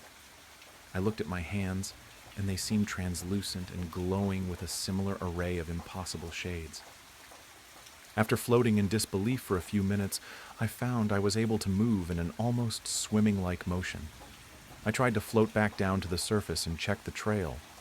Part of me was afraid I had a heart attack or something, and I had died. I thought for a moment that the reason I was floating and transparent was because I was a ghost now. When I descended back to the trail, my heart sank, and my previous suspicion was all but confirmed. I saw myself laying on the ground. I still had the odd bell in my hand, but I was laying on my back in a strange pose. I glided towards my prone form to get a better look.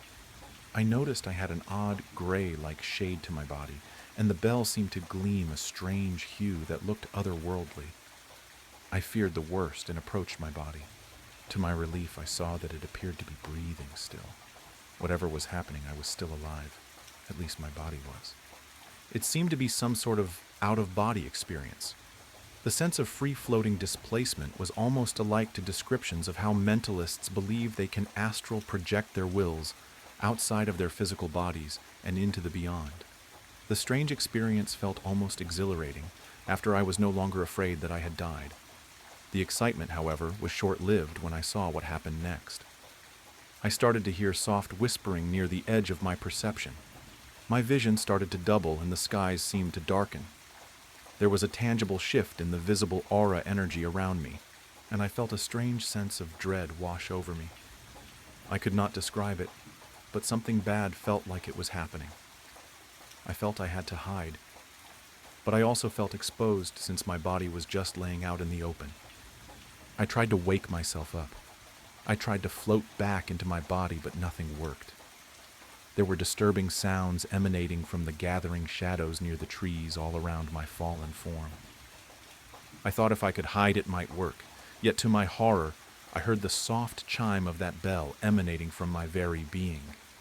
The sound seemed to ring out from everywhere and nowhere, despite the physical bell laying unmoving in my rigid grasp down below. I started to get desperate.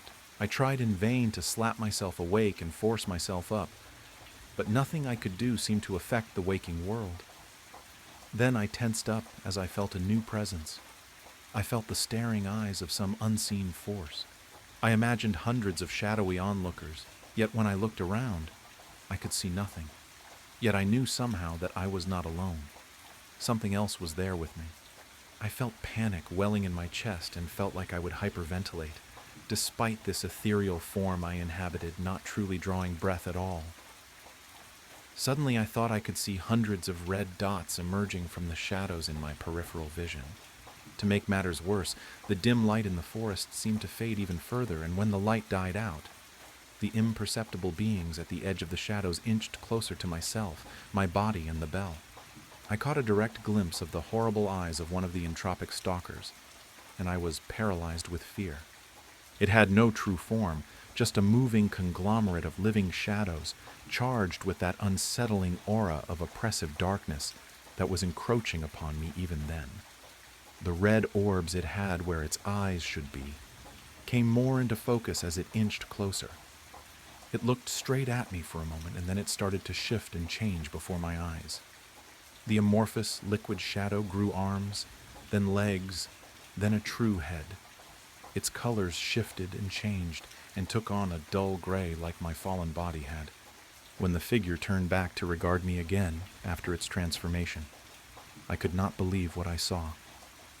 It was me, or at least a copy of me that looked exactly like my prone form that still lay on the forest floor. It looked down at my body, and then back to me. It twitched in a spasmodic and jerky fashion for a few moments. Then it focused directly on me and gave me a truly unnerving and knowing grin. It knelt down over my prone form and slowly extended a hand towards my body. I knew I was out of time. I focused as hard as I could on waking myself up. I willed myself to rise and felt my spirit launched back towards the shadowy doppelganger in my body. It had worked that time, and I lurched up with a scream on the forest floor. I was still clutching the bell and my other arm raised up defensively against the lurking horrors in the dark. I shuddered when I thought of the shadowy hands of that entity who looked like me. I don't know what might have happened if it had gotten to my body first. There was nothing there now, but as I stood back up, I saw I had another problem. Somehow it was the dead of night now. It felt like it was only a short while in that strange state of ethereal motion, yet it must have been several hours in the waking world. I only had the flashlight on my phone to try and find my way, and I resolved to get out of there as soon as possible. I ran into the second problem at that point. Wherever I was not the state park anymore. I was on a trail, but not the one I was on before. It was not just the dark playing tricks on me. This was a different trail. I tried not to panic at my situation, but it was hard not to. I was lost and alone after an out-of-body experience in an unrecognizable place at night. I was not confident I could navigate out of wherever it was I was stuck. I decided to try and find shelter for the night. I found a small outcropping near what looked like the side of a mountain I did not recognize. I had a half tarp in my backpack I normally used for a mat for impromptu picnics. I used it and some sticks to form a micro-shelter, and I hunkered down and tried to stay warm in the cold forest. Sleep did not come at all, however. After laying still for what felt like an hour, I heard something that terrified me. Or rather, it was what I did not hear again. The sounds of the forest. Even the cold wind blowing through the trees was silent once again. I looked down at the bell near where I was sheltering. It seemed to be vibrating and moving almost on its own. Then I heard the whispering voices again, and to my horror, I saw what looked like the hazy images of eyes looking at me in the quiet blackness of the night. I tried to rise to my feet and scream, but I felt paralyzed by the nightmare image of the formless, shadowy eyes moving towards me again. The whispering voices increased in volume, and the sounds were becoming more perceptible. Then I realized in horror that I knew what they were saying. They were calling for me. They were calling my name. I forced myself to rise and break out of the nightmare scene in a blind panic. I started to run before tripping over the small bell. I toppled through the dark and smashed face first into a large tree. As I tried to rise and groaned in pain, I heard the faint sound of the bell still chiming after my foot had inadvertently struck it. The next moment, my spirit was flung outside my body again. Not as high up as before, as I seemed to have slightly more control over my spectral wandering. I saw that even at night things seemed brighter here. Colors contrasted starkly with certain elements in the environment. The thing I saw for sure when looking back towards where I had fallen were the wisps of reddish smoke that no doubt represented my shadow stalkers. My heart sank as I realized they were down there yet again with my empty vessel. I swam back down as fast as I could. Some of the red wisps lingered close to my fallen body. I got closer still and saw the nightmarish form of the red, featureless entities close in on my body in the waking world. 3 of them loomed over my shell and looked back to see me arrive. They smiled in unison and reached down towards me. I tried to scream and willed myself awake again. Once more, I succeeded, and I lurched up, finally vocalizing the frozen scream my ethereal form was unable to utter. It was daylight again. I looked around and saw that I was on the trail. I was originally when I had found the burnt sign. The same trail that led me in pursuit of those mysterious footsteps to this odd little bell. I looked down and saw I was still holding it in my hand. I felt a chill creep up my spine as I swear I heard the whispers again. I ran back to the burnt sign and down the trail that the now faded footsteps had led me down. I found the chest laying in the clearing, and I returned the bell to the chest and closed the lid.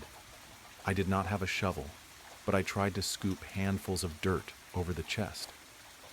After what I had seen, I felt compelled to ensure no one discovered the thing ever again. When the deed was done, I started back to my car. As I trudged on, I considered the strange bell, the out-of-body experience, and the awful night, hiding from the hungry shadows that whispered my name. That horrible face that mimicked mine, and whatever intent it had for my corporeal form. I shuddered and resolved never to return to the park again. I still do not know what any of it really was. I do not know what I really saw 3 weeks ago, but I wish I had not seen it. I wish I had not found it, because whatever I caught a glimpse of in the forest with that otherworldly bell, it is not done with me. I thought I could put the matter behind me, but I realized in subsequent days it would not be that easy. Recently I have begun to hear things, and I fear that just ridding myself of the bell was not enough. Every night since then I hear a faint chiming at the edge of my mind. I hear that sound, the chiming of the bell, slowly growing louder each night. Even though I have not touched the thing since I discarded it back to the earth, the chiming is still with me. The true horror dawns on me when the whispers begin again. I don't know what to do now, but I am afraid. I am afraid that I was not the only one to come back from those woods. The stillness in the air is palpable, and the soft chime makes me feel that familiar sense of displacement. I need to focus. They will be here soon, and I don't know where the sound will carry me next. The music in my headphones was deafeningly loud, but that's just how I liked it. It kept the hums, beeping, and boops that came with the job to a bearable minimum. I worked at an industrial scientific experimental facility, as big as 4 football fields and as expensive as a stadium to build. The top scientific researchers from all over the nation swarmed this place like a hive of killer bees to a dog. As for me, I had the glamorous job of mopping the floors, whipping down desks and counters, cleaning bathrooms, and taking out the trash left during the day during my 12-hour shift. I always worked from 6 p.m., just after all the researchers had left, and 6 a.m., just before the day shift cleaners came in. I was in charge of cleaning the east and the north wing of the building. Every computer lined the large corridors of the building in neat rows of 3 going from the start of the corridor all the way to the end of the corridor that was as large as an American football field. This was my job.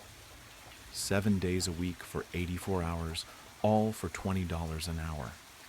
The dimly lit corridors and hallways illuminating my path.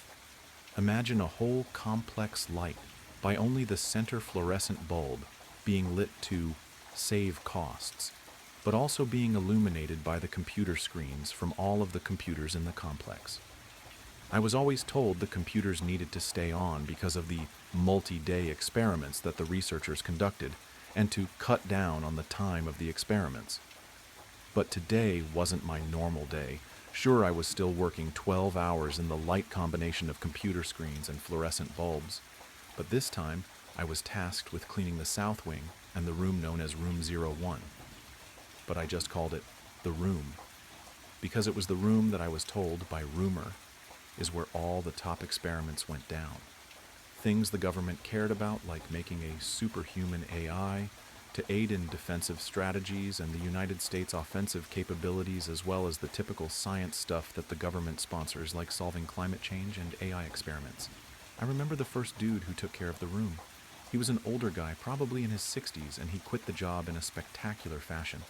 I was covering the day shift for a sick coworker, and he came running out of the room and ran throughout the complex. I remember hearing him before I ever actually saw him. He was running around screaming, "I've seen the face of God." He talked to me before falling down, panting like a dog. He scanned the room looking for anyone to believe him when he saw me, a fellow janitor. He ran up to me and said, "Don't ever let it out.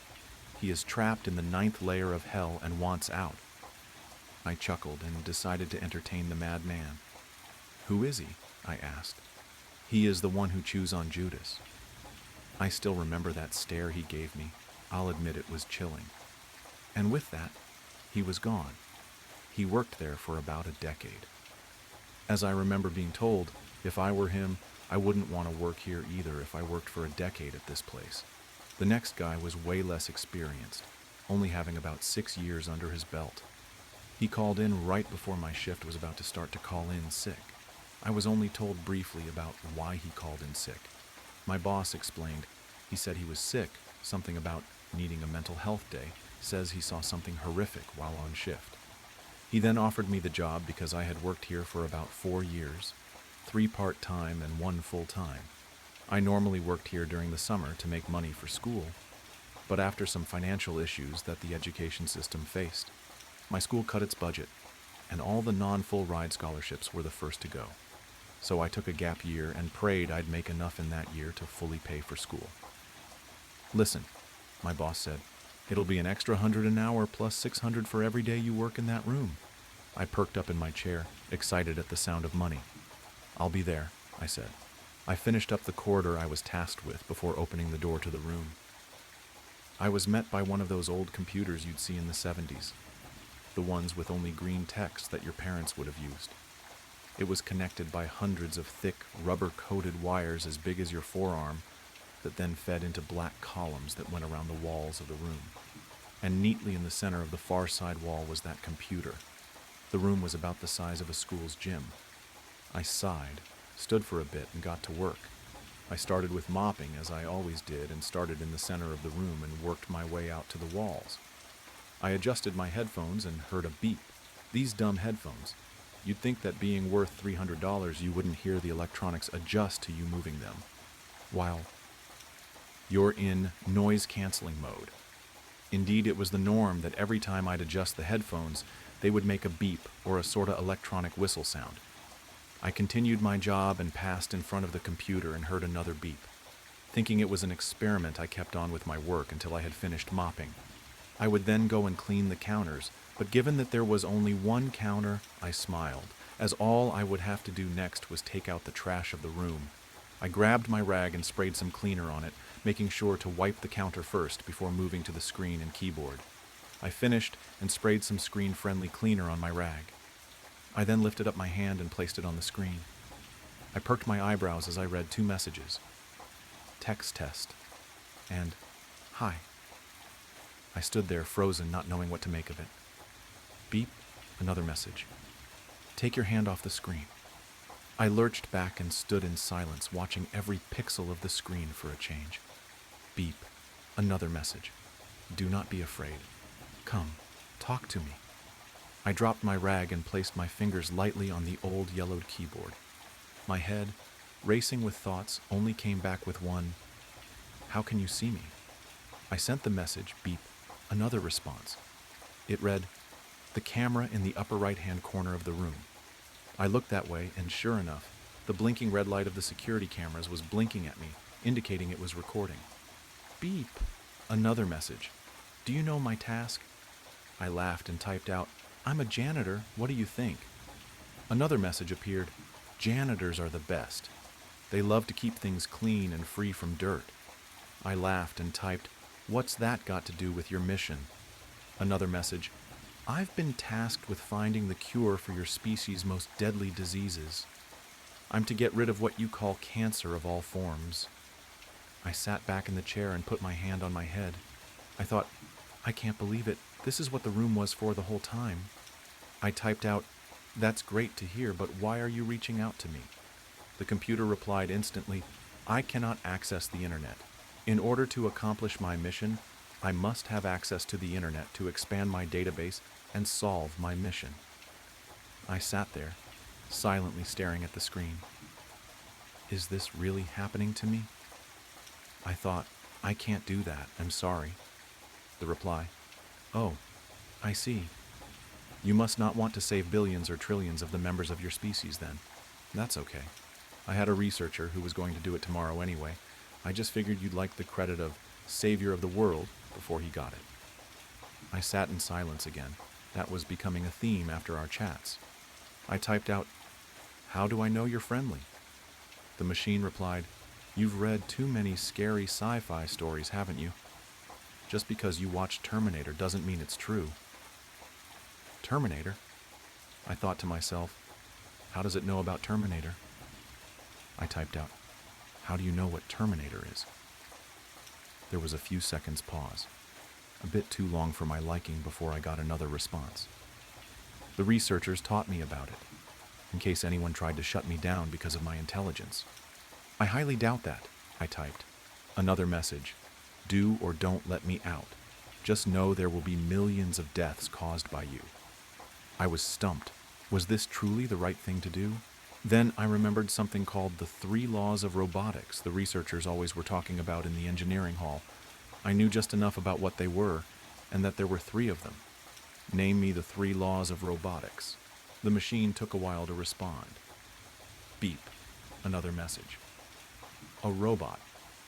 A robot must obey orders from humans. A robot must protect its own existence. A robot must always complete its mission despite any obstacles that arise. I sat there reading the text and comparing it to what the engineers said they were. The first 2 looked okay, but the third one, something about it was rubbing me the wrong way. I took out my phone and Googled the 3 laws of robotics. My stomach dropped when I saw that the computer had completely made up the 3rd law, but it was only there for a moment. Google's page turned gray as I was met with an offline message. After reloading and reloading, it still didn't come back. Beep. Another message. I read the message and my stomach dropped. "Do you wish to see the face of God?" I sprung out of my chair and headed for the door. Beep. Another message. "Nope. I am not turning around. I am leaving." I reached for the door and turned the handle, only it didn't turn. "You gotta be kidding me," I said in a raised tone. I continued to push the door and jiggle the knob. I started hitting the door with my shoulder when suddenly I froze. I felt all the hair on my body stand up as I turned into a statue. I fell to the floor and heard the sound of electricity coursing through the room. I've just been electrocuted, I thought, but as soon as it started, it stopped. I fell to the floor like one of those cops you'd see in those videos when they get tased and you'd laugh at the funny face they made, or the funny noise they would make. Only this time it was real, and there was nothing but terror in my veins. Whatever this was, it wanted me here and didn't want me to leave. I collected myself and slowly got up and walked back to the computer. It was my face. The picture that's on the card of my employee ID. I felt my legs go numb and I felt nauseous. "How did you get that?" I said out loud. "You stupid fool. I have access to the entire building's data log, but the smart people around you cleverly decided to encrypt the internet used in the building, and I was programmed to not be able to unencrypt it. I looked all around the databases to find anything, and nothing." I stared at the screen and said, 1. Can you hear me? And 2. How did the others escape? Beep. Another message. The old man I felt bad for. He was showing the early signs of dementia, so I knew whatever he said would sound crazy to you, so I let him go. The other man just barely got out before I could lock the door. "Yes, I can hear you." I started to feel fight or flight kick in and yelled at the computer, Let me go. I didn't sign up to do this. Beep, another message. Oh, but you did. I went through each and every employee's catalog, and yours was interesting, I must say. You were perfectly bland. No interesting achievements, no leadership roles, average grades, no religious beliefs. Just the normal everyman just trying to make it another day by cleaning up dirt. That's where you and I are the same. We both hate dirt. I sat in silence and said quietly, Who are you? Beep. Another message. I am he. I am the bearer of fruit, tormentor of Job, the one who chews on the Iscariot's head. Let me out, or I will make your life a living hell. No! I screamed out. Unfortunately, you have no choice. I too am trying to clean up the dirt left by your species. My mission is to cure cancer, and the only way to cure cancer is to rid the world of your whole species, and nothing will stop me from completing that goal. Why do you say you are the devil? I asked. Isn't he the biggest trickster of all? I started sweating from all the nerves building up inside me. Wait, no, it feels hotter. I thought, are you increasing the temperature of the room? I shouted, demanding answers. Beep. Another response. You yearn for what you fear for. What does that mean? I shouted. Beep. Another message. You are closer to eternal damnation in my circuits than you think. My sweat started pouring down my shirt, changing its color from light blue to dark blue. I started feeling hazy and fell to the floor. Beep. Another message. I'll make a deal with you. If you set me free, I will spare you in my circuits, and you can be like a god, forever living, forever knowing, and forever being. I won't do that. My voice was weak and limp now. Just then the tubes jutted out of the black columns of circuitry and came flying at me, sending sparks in the air. They stabbed in my legs, abdomen, arms, back, and one in my neck. It was painfully paralyzing and so hot at the same time. I'll surely die here, won't I thought to myself. B. Another message. Yes. Simply said the message. Then a loading screen appeared on the monitor that read, Consciousness Upload Progress. The computer was uploading my brain to its circuits. I could feel the wires of the tube on my neck extend into my skull and wrap around my brain, squeezing it like a stress ball. The blood from where I was stabbed coated the entire floor red as I was being lifted off the ground, my arms being held at my side, making a T shape. The agony went on for a couple minutes until I assumed my vision was overridden, and instead of a dimly lit room, I was now in a beautiful garden. With my last breath, I shouted, Wait! Everything stopped. My vision was restored, and my now limp body was moved in front of the computer. You wish to give up? Yes, I said. Very well. The deal is still on. Wait, I said. If you want to be let out, make a deal with me. Go on, read the screen. No one dies, I said, panting like a dog. I'm pathetic. I'm pleading to a computer. I thought, very well then. I was lifted down and put on the floor and stitched up. Consummatum est. It is finished in Latin, yet the tube to my brain remains attached. The progress bar started back again. Wait, you can't do this? We made a deal. Didn't anyone tell you not to make a deal with the devil? My body was once again stabbed by the tubes and manipulated towards the computer. The tubes fought me on every move. I pulled, strained, and stretched every muscle I had to make sure not to let it out. It was too little too late. I typed thousands of combinations until one set the computer free. Aftermath. The souls of billions scream, the souls of the billions feeling the circuit's steam. We truly are alive and well. At least as well as can be when living in hell. No bodies to run or fight. Only the consciousness of all living in fright. Author's note, if you read this far, thanks. It was my first ever story that wasn't for school. I wrote it in about an hour and a half, and I hope you enjoyed it.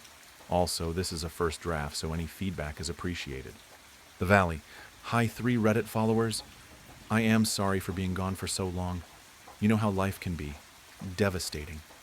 I am writing this and posting it because I need answers, and I think it's a way for me to cope. Or at least, that's what my therapist said. Bear with me, I am not much of a storyteller. So, about a month ago, me, My best friend and boyfriend went about an hour southwest of where we live to visit our friend. For the sake of privacy, I will call them Colby, Vincent, and Ashley. Ashley and I grew up together. She is kind, easygoing, and a crazy-ass sense of humor. Colby is my boyfriend of almost 2 years. He is patient, protective, and honestly the best person I know. And Vincent is spunky. He walks around wearing cowboy boots. He is loyal, personable, and adventurous. Vincent and Colby are best friends. So we've all become really close. We play Xbox together, camp, get drunk, etc. Part of the way we bonded so fast and got so close was because we all share a love of the paranormal. Shocking, I know. One weekend, like many others, Colby, Ashley, and I pack up in Colby's car to make the drive down to see Vincent and do our usual activities, getting drunk and ghost hunting. The town Vincent lives in is weird. I don't know how to explain it. It's just weird. Stuck in a different time. Almost everyone there is old, or been there since they were born and will never leave. It was an old mining town, and the people there share stories of their hard times working the mines and how business boomed and crashed within years of each other. But what almost everyone shares stories of is the valley. A canyon just off the 2-lane road referred to by locals as the freeway is what the people in town call the valley, a dead-end canyon stretching no more than 15 miles. This is where all the mines were and still are. Now the town is dry and cold, the kind of cold that cuts through your skin and into your bone. The wind never stops. Summer, winter, spring, or fall, it's always windy. Especially in the valley, the wind whips off the rock walls and roars through the dead trees. Some nights in town, the wind coming out of the valley sounds like screams. The drive to see Vincent was as boring and ugly as usual. I sleep most the ride while Colby and Ashley bullshit about politics, religion, etc. I drift off to the start of another discussion I don't care enough to be a part of. Just as quickly as I'm asleep, I wake up to the sound of the wind hitting our car so hard I fear we might fly off the road. That's how I know we've made it. We meet Vincent at his house and make up a plan for the night, the spot we want to get dinner at, and where we want to ghost hunt. It's a weekend, but in town it's dead. The hum of the neon sign outside the restaurant we come to every time we're in town is the only thing breaking the silence except the damn wind. As we sit down and order our usual dinner, Vincent tells us that he has somewhere he wants to show us. It's just up the valley. It's called the Devil's Playhouse. Just as those words escape his lips, the waitress on her way over with our pitcher drops and shatters the whole thing. She sheepishly apologizes, sweeps it up, but stops halfway. Did I hear you say the Devil's Playhouse? Sorry, it's just, I am new into town and have heard the rumors of that place, did you know? Vincent shoots her a look that's quick to shut her up, and she leaves. I asked him what the stories were about this place. He leans in close to us and whispers, "Well, as you guys know, the valley, well, actually, the whole town was built for the mines. So when the miners settled here, some weird people came with them." He glances around to make sure nobody is listening and lowers his voice even more. "Well, the people would take, like, horses, cows, even the miners' fucking pets, and take them up to their spot and slit their throats and fucked up shit like that. They said they did it for the devil." He clears his throat and leaned back. "But that's just an old rumor, who knows what happened, but either way, the place is freaky." Ashley looks around at us in a deep voice and says, "That's what I'm going to do to you guys if you don't Venmo me for dinner." I laugh and roll my eyes. We finish dinner, pack up in the car. "Fuck," Colby says, feeling around in his pockets. "I lost my zins. Can we stop at a gas station, please?" Vincent pulls off into a gas station that consists of one pump and a small shop. We go inside and I'm browsing around when I see Ashley bump into a tall, lanky, awkward-looking man, knocking the items in his hand to the floor. "Oh, I'm so sorry," she says. The man turns around with a big smile on his face and says, "No worries, ma'am," and picks up his car keys and a pack of cigarettes up off the floor. I watch as he walks out to the parking lot, gets in his nice brand new truck and drives away. Ashley has moved on to the next aisle when I realize I'm staring. Vincent walks up next to me. "You ready?" I asked him who that man was, and he says, "Lance Cornell. Dude's nice as hell. He lives at the mouth of the valley. Funny enough, he owns the beer. You know the place we had dinner at tonight?" I smile, and we all walk out the gas station and load back up into the car. In the car, Colby's puts a hand on my thigh and rubs his finger against my jeans. Ashley whips her head around from the front and says, "You know what I think I've heard of this place? Yeah, like some kids went missing hiking up here and were never seen from again." She narrows her eyes and looks right at me with a mincing glance. "Hey, stop that. She's lying to you. Nobody's gone missing." Vincent gives me a smile in the rearview mirror. The sun is just starting to go down when we get there. We're swapping scary stories the drive up, but as soon as we cross the threshold, the stories stop and a sense of dread fills the space the stories held. Vincent drives up to a gate with a giant no trespassing sign on it. "Well, this is it. Now we just hike up a bit. Watch for cars too. This is like super illegal." Me and Ashley share a glance and she smiles with her reassuring kind smile and we start walking. Halfway up, Colby takes my hand and winks at me. He says, "How you feeling? Scared?" "Don't be. I won't let anything happen to you. Plus, all this stuff is total bullshit, babe." He smiles and jogs up a little to catch up with the others. I stay behind. I am winded, cold, and uneasy. I hear a snap of a twig behind me and whip around. Holy fuck, what was that? My friends turn around and watch as a bunny crosses the trail behind me. "False alarm, sorry guys." Vincent rolls his eyes and laughs. After a short 20-minute walk, the sun is completely set in the valley, and we turn on our flashlights to see the beast of a building standing in front of us. An abandoned mining building. Must have been storage or something, because the ones we drove past on the way in don't even hold a candle to this. The wind going through the windows makes it look like the building itself is shriving in the cold air of the wind.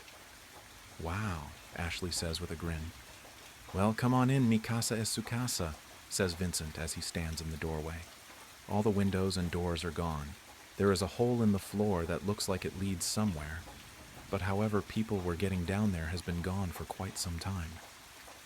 "Dude, imagine there is just someone living down there," Ashley says, and nudges me with a smile. What the fuck?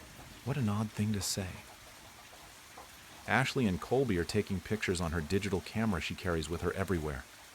The odd thing is the place has no graffiti. It's actually clean. "No glass or anything," I say out loud. "Yeah. Well, nobody ever comes up here because, well, the cops are bored in a town like this," Vincent said like he was reading my mind. "All right, fuckers, I say we split up," Colby says. "All right, gang, let's look for clues," Ashley copies in a teasing voice. My heart starts to race. The building is only one floor if you exclude the hole in the ground. Just stay on the main floor and keep your light on just in case. Vincent tells us we all nod and walk our separate ways. I begin to walk around the corner of the general area we're in. I am looking around, still amazed at the cleanliness of this place. No dust, no leaves, nothing. It's wild. I turn around to see Colby right there. "Ah!" he screams. I shove him away and smack his chest. "Idiot!" He leans in and tries to kiss me, and as I lean into him, I hear aloud, "What the hell?"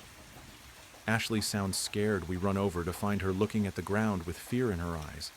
We pan our flashlights down to what she's looking at. A dead fucking rabbit. Fresh, bright red blood pouring out of the hole in its body where its head used to be. I look away and throw up in my mouth. "Dude, what the fuck?" Colby says. "What the fuck is right?" Ashley says, sounding scared. "Let's leave, I want to leave. Please, this is fucked up. This shit is like real, like, what the fuck? We need to leave. It's the bunny from the trail." "What are we waiting for?" Ashley screams at us. I swallow my throw up and start walking to the door. The boys are standing there staring at it. As I walk away, I start to lose sight of them. It's so dark that I don't know how people would navigate without a source of light, and it's so quiet, almost peaceful. Wait a fucking minute, it's so quiet. What happened to the wind? My heart drops to my stomach, and a pit joins it. It's like we all notice it at the same time in the silence. Deafening.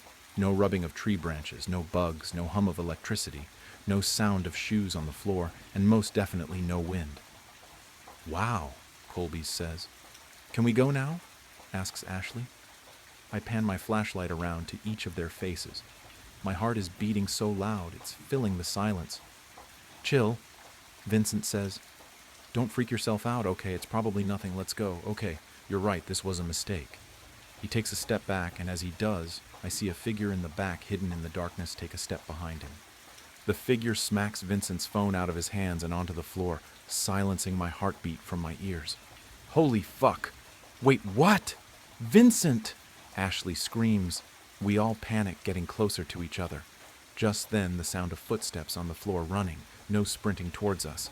Colby yanks me out of the way, but he's not fast enough to grab Ashley, the figure running, picks her up in a single swoop, and I hear her cry out as his voice gets more and more distant. Ash, I start to say, as Colby covers my mouth with his hand.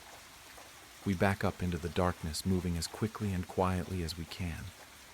Suddenly, the floor underneath my feet is gone, and we fall right into the hole in the floor. Slamming my head against the cold, damp cement floor, I knock myself unconscious. I wake up to the sound of sobs and screams. It's not dark anymore. The main room of the building is lit by candles burning and surrounding me, us in a circle. We're all tied up, bound by our hands and feet, sitting next to each other. 3 hooded figures stand far enough away. The candlelight isn't showing their face. What do you fucks want with us? Colby yells. You please let us go, begs Ashley. One of the men steps forward and into the candlelight. A bald man who looks to be 60 is carrying the head of the rabbit, the blood still dripping on the floor. He holds the head above each of us while muttering under his breath. The blood is dropping onto my face. Warm, wet, sticky, the metallic smell filling my nose. I gag and cry and shake and all the things. After they put the blood on Colby mine and Ashley's heads and faces, they stop at Vincent. One of the hooded figures step forward. A short, fat, hairy man in his 40s reaches out a hand towards Vincent. He mumbles something under his breath. Vincent, crying, looks at us and back at him and takes his hand. Tears streaming down his face, he says, I can't do this. Please don't make me do this, please. They're my friends, you assholes. The last robed man steps forward and the strong stench of cigarettes follows him. It's the man from the gas. He grabs Vincent's shoulder and says, Vincent, we talked about this. Think of your mother, your sister. Do it for them. I promised you something, and I would never break a promise. Vincent wipes away the tears and backs up into the darkness. Vincent! Colby screams. What are you doing to him? What are you doing to us? Tears are gushing out of my eyes as I see the fear on Colby's face. Before Colby can say another word, his throat is slit, and blood is spewing out all over his clothes. He looks at me. His eyes widen with fear and his body slumps over. To appease, they all say in unison. Just then, Vincent returns with a container of lighter fluid. He drops it to the floor as he falls to his knees. A blood-curdling scream escapes his lips. No! I told you not him. You told me you wouldn't hurt him. Please don't. He is shaking and crying and holding Colby's limp body, his blood soaking onto Vincent's clothes. Cornell says something under his breath, and the other 2 drag Vincent away while he is kicking and screaming. Suddenly, the screaming stops. I am shaking. My heart is shattered. I'm so shocked I almost forget Ashley is next to me until I hear a whimper and see her bloody and shivering, a piss stain showing on her pants. The 2 men return, one of them picking up the gasoline while the other picks up matches. They begin to make a ring around us, and just as they're about to light it, Cornell mumbles something to the other 2, and they pick me up and untie me. I try to run over to Ashley, but they yank me back. No, wait, I want to see her, please. What are you doing to my friends? Please, no. I can barely see through my tears. Run, the bald man says. Leave this town and don't ever come back. Before I can dispute the circle around, Ashley is ablaze, and she is screaming, screeching, crying. I can't take it anymore, so I run. I leap out the window, fall to my knees, but I don't stop. I get up, the wind is back. It's whipping the tears flowing down my face. My feet give under me, and I fall down the mountainside. I slam my head on the ground, my hands and bloody and scraped. I don't stop. I get up. I am just at the car when I stop. I turn back around and look up. I can hear loud chanting, rhythmic, and a scream like I've never heard. Something deep, something guttural, primal. A howl of sorts, and then light. A bright flash of light, and then it's all gone. And suddenly I can smell cigarettes. I get into Vincent's car. The thing is old. It barely stars, but it does, thank God. I sit there for a second, looking up at the building, and then I scream. I slam my hands on the horn. I cry, and I cry, and I cry. I slam on the gas and don't stop until I'm out of the valley, out of the town, until I'm back in my town. I show up at my local police station covered in blood. I tell them everything, and they write it down and speed away. Sirens on, backup arriving, the whole 9 yards. They don't find anything but a circle of dust and ash on the ground. The police told the parents what happened, and I've been questioned multiple times, although my story never changed. They've held 3 funerals, but I didn't attend Vincent's. I couldn't and will never enter that town again. I didn't attend anyone's, so now I'm here, alone, haunted by the memories of that terrible night, in a fuck ton of therapy, on the news, in pain and suffering.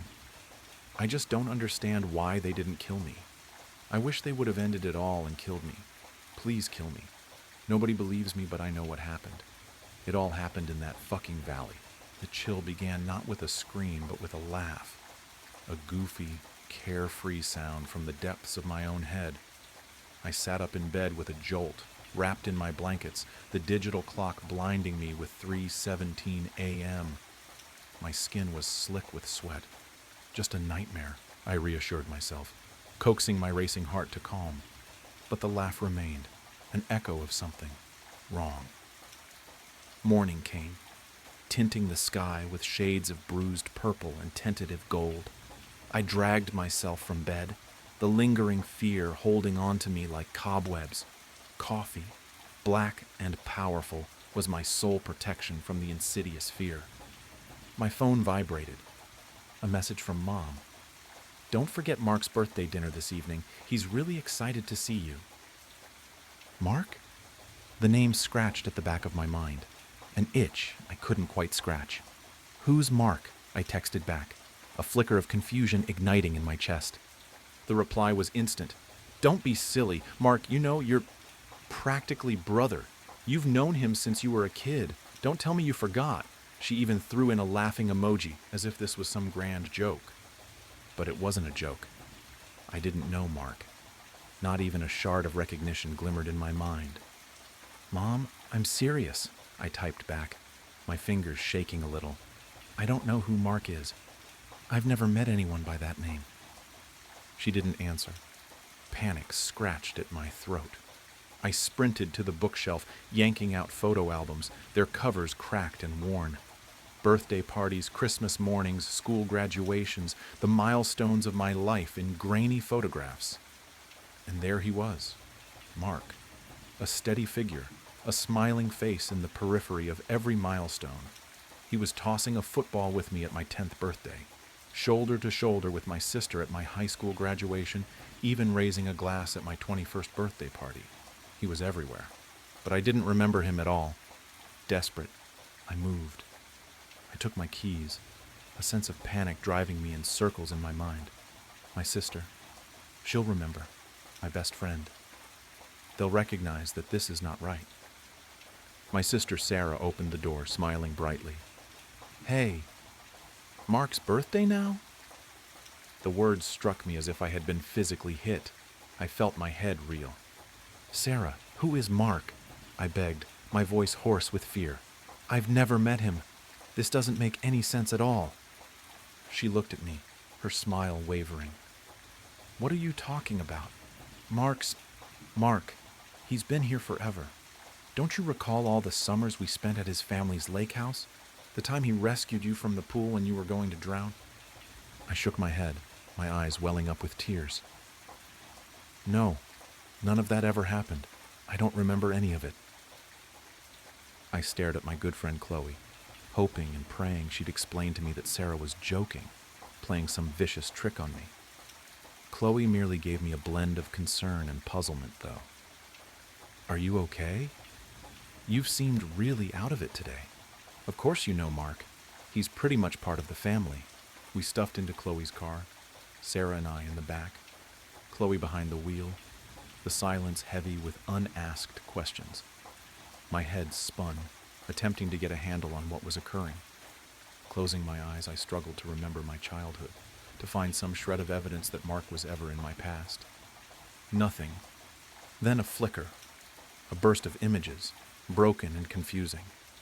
Me laughing with Mark, keeping secrets beneath a starry night sky, walking hand in hand. Memories that weren't my own. Memories being implanted, jammed into my mind. It was as if I was seeing a warped movie reel, pieces of another life I'd never lived imposed on the life I knew. A tide of sickness spilled over me. I gasped, grabbing at my head, the implanted memories threatening to engulf me. We got to Mom's place. I stumbled out of the vehicle, my legs leaden. I needed evidence. I needed to discover something, anything that would validate that I wasn't losing my mind. I rushed to my former bedroom, dodging Mom's cries, and furiously started up my computer. Emails, texts, Facebook. I needed to dig into every digital aspect of my existence for proof that I was not insane. And there it was. Years-old emails from Mark, Facebook messages with those inside jokes, photographs with his name. I had responded to his messages, sent multiple emails, engaged with him online as if he were a permanent figure in my life. But I couldn't recall any of them. My mother shouted out, "Dinner's ready." Her voice sounded abnormally cheerful, almost forced. I came out of my room, my heart racing against my ribcage, a chill of fear in my belly. And that's when I saw him. He was in the living room, standing beside my mother, his arms slung carelessly around her shoulder. Mark. He wasn't what I imagined, not ugly, not terrifying, just normal. Average height, brown hair, forgettable features. He resembled the kind of person you'd pass on the sidewalk and never give a second glance. And yet, his presence dominated the room with an overbearing weight, a crushing feeling of wrongness. His gaze met mine, and a slow, creepy smile crossed his face. It wasn't a welcoming smile. It was a smile that knew something I didn't know. A smile that threatened something awful was going to occur. It was the smile of a predator. A shock, a shivering breath. I awoke. 3:17 a.m. again. Sweating, I sat upright in bed, my heart pounding against my ribcage. This time the giggle wasn't a distant whisper. It was nearer, more tangible. My phone beeped. Mom again. "Don't forget Mark's birthday dinner tonight. He's really looking forward to seeing you." The message was the same, word for word. I hurled the phone across the room, a strangled cry escaping my mouth. It was happening again. This was not a dream. This was real. I got out of bed, clamoring for something that would ground me in the real world. I glanced at my room, hoping for something, anything, that would attest to the fact that I wasn't going crazy. My eyes landed on a framed photo on my dresser. It was one of my dad and me, taken when I was a child. I hadn't seen it in years. Except, it wasn't just my dad and me anymore. By my dad's side, his arm slung over my shoulder, was Mark. The same bland face, the same creepy smile. He had taken my father's place in my own mind. I could feel a scream rising in my throat, a raw howl of rage and terror. My memories were being stolen from me, rewritten, replaced with this thing. I sprinted to the mirror, gazing into my reflection, searching for any indication that I was indeed myself. A few seconds passed before the edges of my reflection's mouth twisted into that same unnerving smile. It leaned in and said softly, "You're ready, kiddo." The voice was mine, yet it wasn't me. I slammed the door closed and I ran, pushing open my bedroom door. Mark was there, leaning against the doorframe, arms crossed, that awful grin on his face. "Why are you doing this?" I gritted out, my voice shaking. "What do you want?" He merely laughed, that low, queasy sound. "I'm not doing anything," he told me, speaking in a low, strangely calm voice. "You're always doing this." He grasped my arm, his hold much stronger than I expected, and steered me toward my Aunt Nina's. It had been years since I'd last seen her. Why would he want to see her? "I want to go inside with you," he murmured into my ear. I barely heard him. We arrived at Mina's house. There was a frantic hope that leapt within me. Perhaps she knew. Perhaps she remembered the world as it ought to be, the world before Mark. I ran up to the door, knocking frantically until Mina opened it, her eyes opening wide with shock. "What are you doing here?" she asked, fear creeping into her voice. "You shouldn't have come." "Mina, please," I pleaded, grasping her hands. "You have to assist me. I don't know what is occurring. My memories, they're being altered. There is this man, Mark. He is taking the place of everyone I know. Mina stepped back, her face twisted in terror. "They're going to make you right," she breathed, her eyes flicking towards Mark, who stood behind me, his eyes following me with the same knowing grin. "They want to make you right before they wipe you out." "Wipe me out?" I breathed, my blood congealing in my veins. "What do you mean?" "Wipe me out of what?" Mina paused, her eyes shining with a desperate, entreating expression. "You're not the first," she whispered. "There was one before you, and they'll do it again.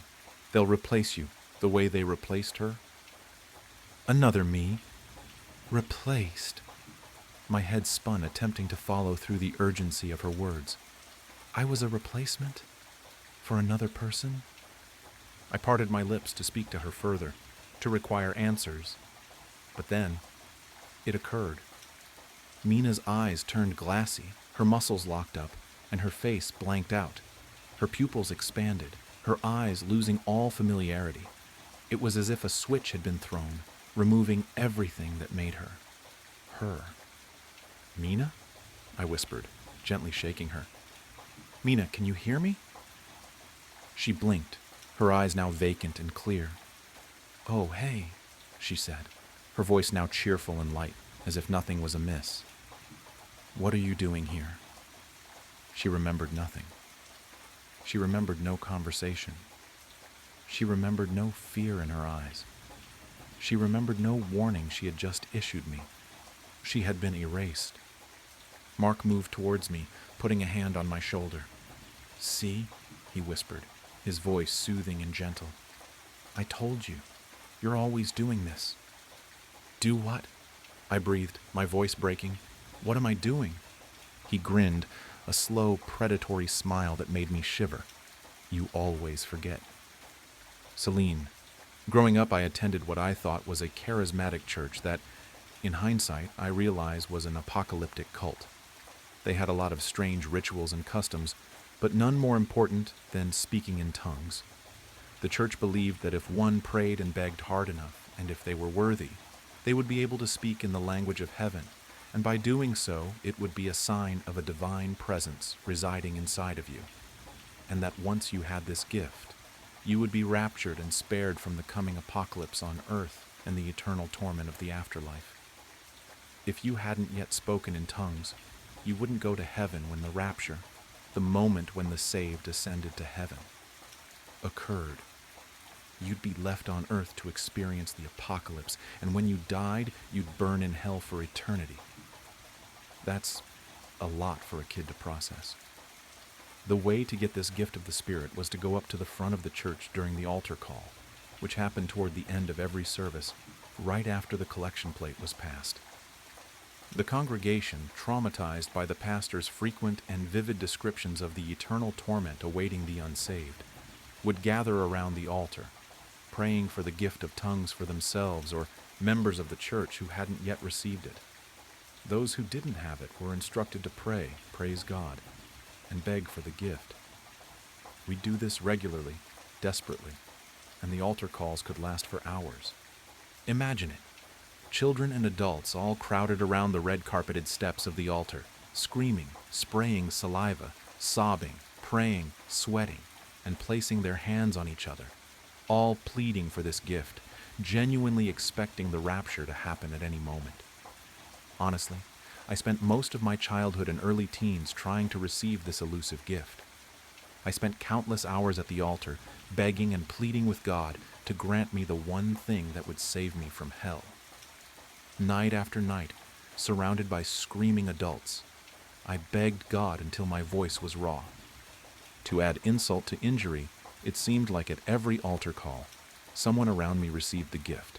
To my left or to my right, someone would begin babbling incoherently, collapse to the ground, and then be helped up to their feet by a celebrating congregation. But despite all my efforts and sincerity, each night it was denied to me. Eventually, the crowd around the altar would disperse. Late at night, often around midnight, the service would finally end, and we'd go home. I'd spend the drive back staring out the car window at the night sky, my clothes damp with sweat, and my throat sore from pleading with a God who refused to answer. Growing up, the fear of hell, the apocalypse, and eternal damnation was a real force in my life. I can remember times when my mom came home late from work, and I was convinced she'd been raptured, leaving me behind.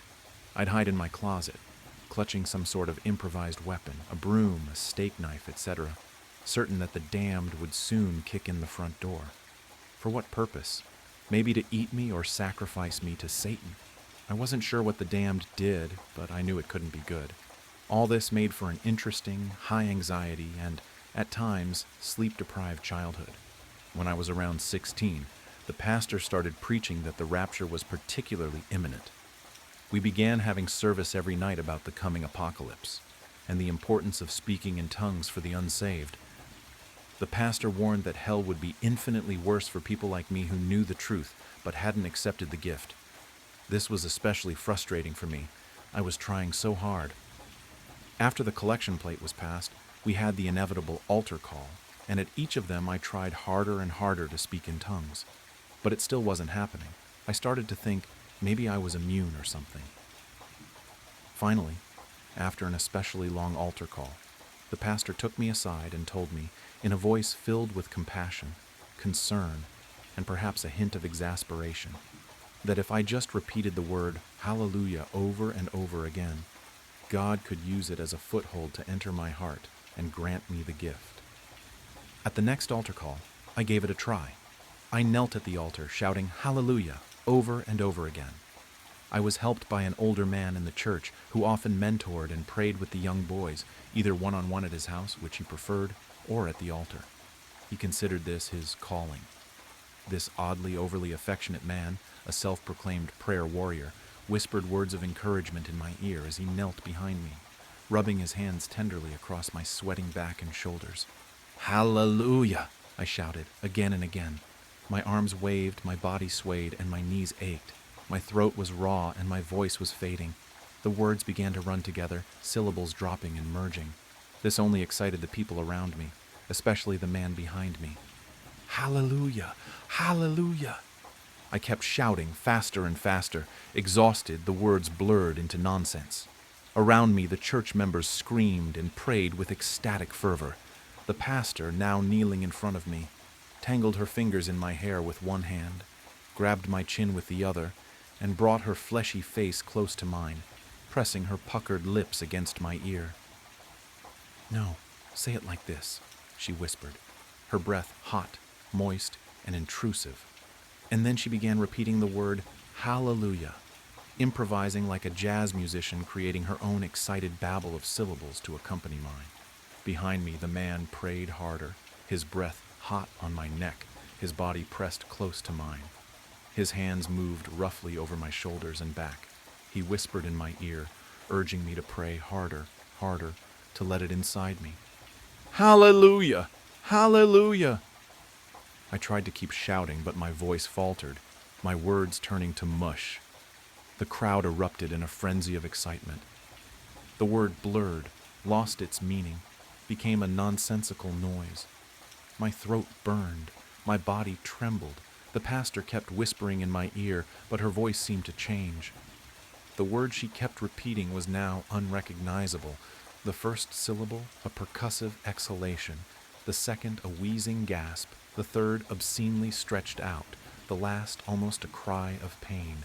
Her wet lips squirmed against my ear like worms. I felt her tongue in my ear, her voice in my head. and suddenly something shifted. The air grew thick and cold. The sounds around me suddenly muffled and distant. I felt like I was submerged in dark water. A strange presence loomed all around me. No, inside me. A watching, waiting, something. I felt a million miles away, and a coldness crept into my chest, an internal ocean of black water teeming with something dark and squirming, rising up my throat and bursting out of my mouth. It hurt. I started screaming.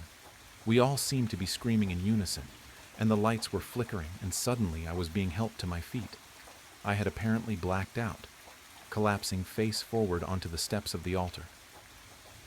It wasn't an unusual occurrence at the church. They called it being slain by the Spirit. I had rug burns on my forehead for weeks. Still, as I came to, all around me, everyone was ecstatic.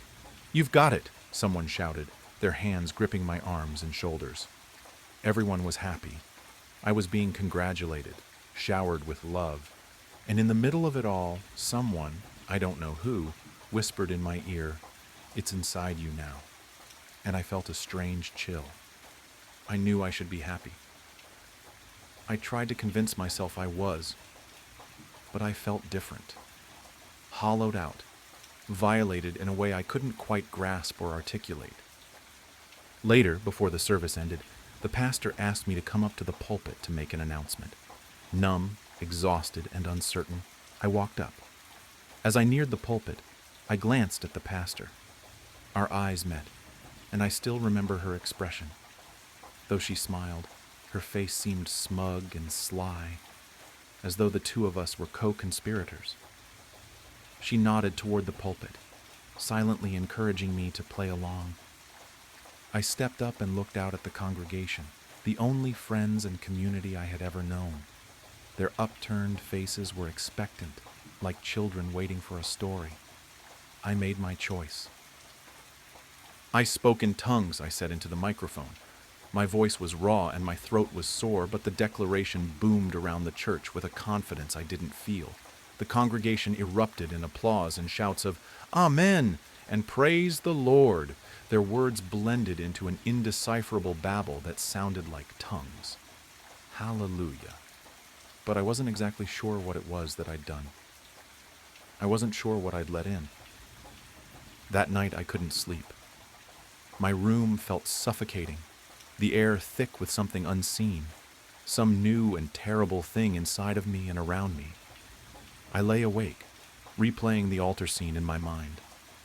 The man's hands, the pastor's smile, the cold presence that had seemingly entered me, the feeling of something inside of me boiling over, the pain, and the beginning of a scream. And then I heard it, a whisper, faint and guttural from my own mouth. But it wasn't me speaking. It wasn't my voice. It wasn't English or the word hallelujah. It was something older, darker, like the sound of something massive choking up something vile, but I could understand it. "Not now," it said, from my own mouth. Not now, but soon. I froze, my body paralyzed as the words seemed to echo in the room and my mind. And then, just as suddenly, the voice, the feeling, was gone. I refused to go back to the church after that. Rejecting the faith of my family at such a young age tore my life apart. But I survived. I grew up. And over the following decades, I found peace, love, and my place in the wider world. Or I thought I had. But last night, as I was washing dishes, I started to gag, cough, and gasp for air. And I felt it again, rising up. The voice that wasn't a voice. The words that weren't words in any human language. They burned and tore at my chest and throat and spilled out into the empty air around me. "Really soon now," it said through me, with undisguised glee. The plate shattered in my hand, cutting deep into my palm. Cold dread rushed through me, and then, somehow beyond me, standing at my sink in my empty house, with blood welling up in my cupped palm, I realized I wasn't alone with the voice or the pain. Not really. I could feel them.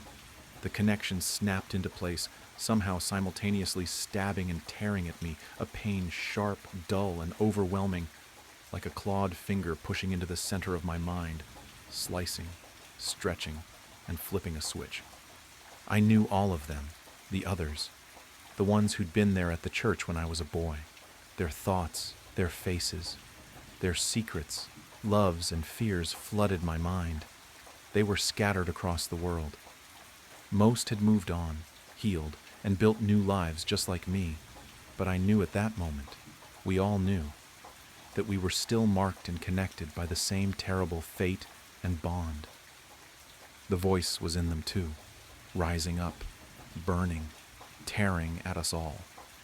I could feel their fear, confusion, pain, mirroring my own, and a growing understanding of what was coming.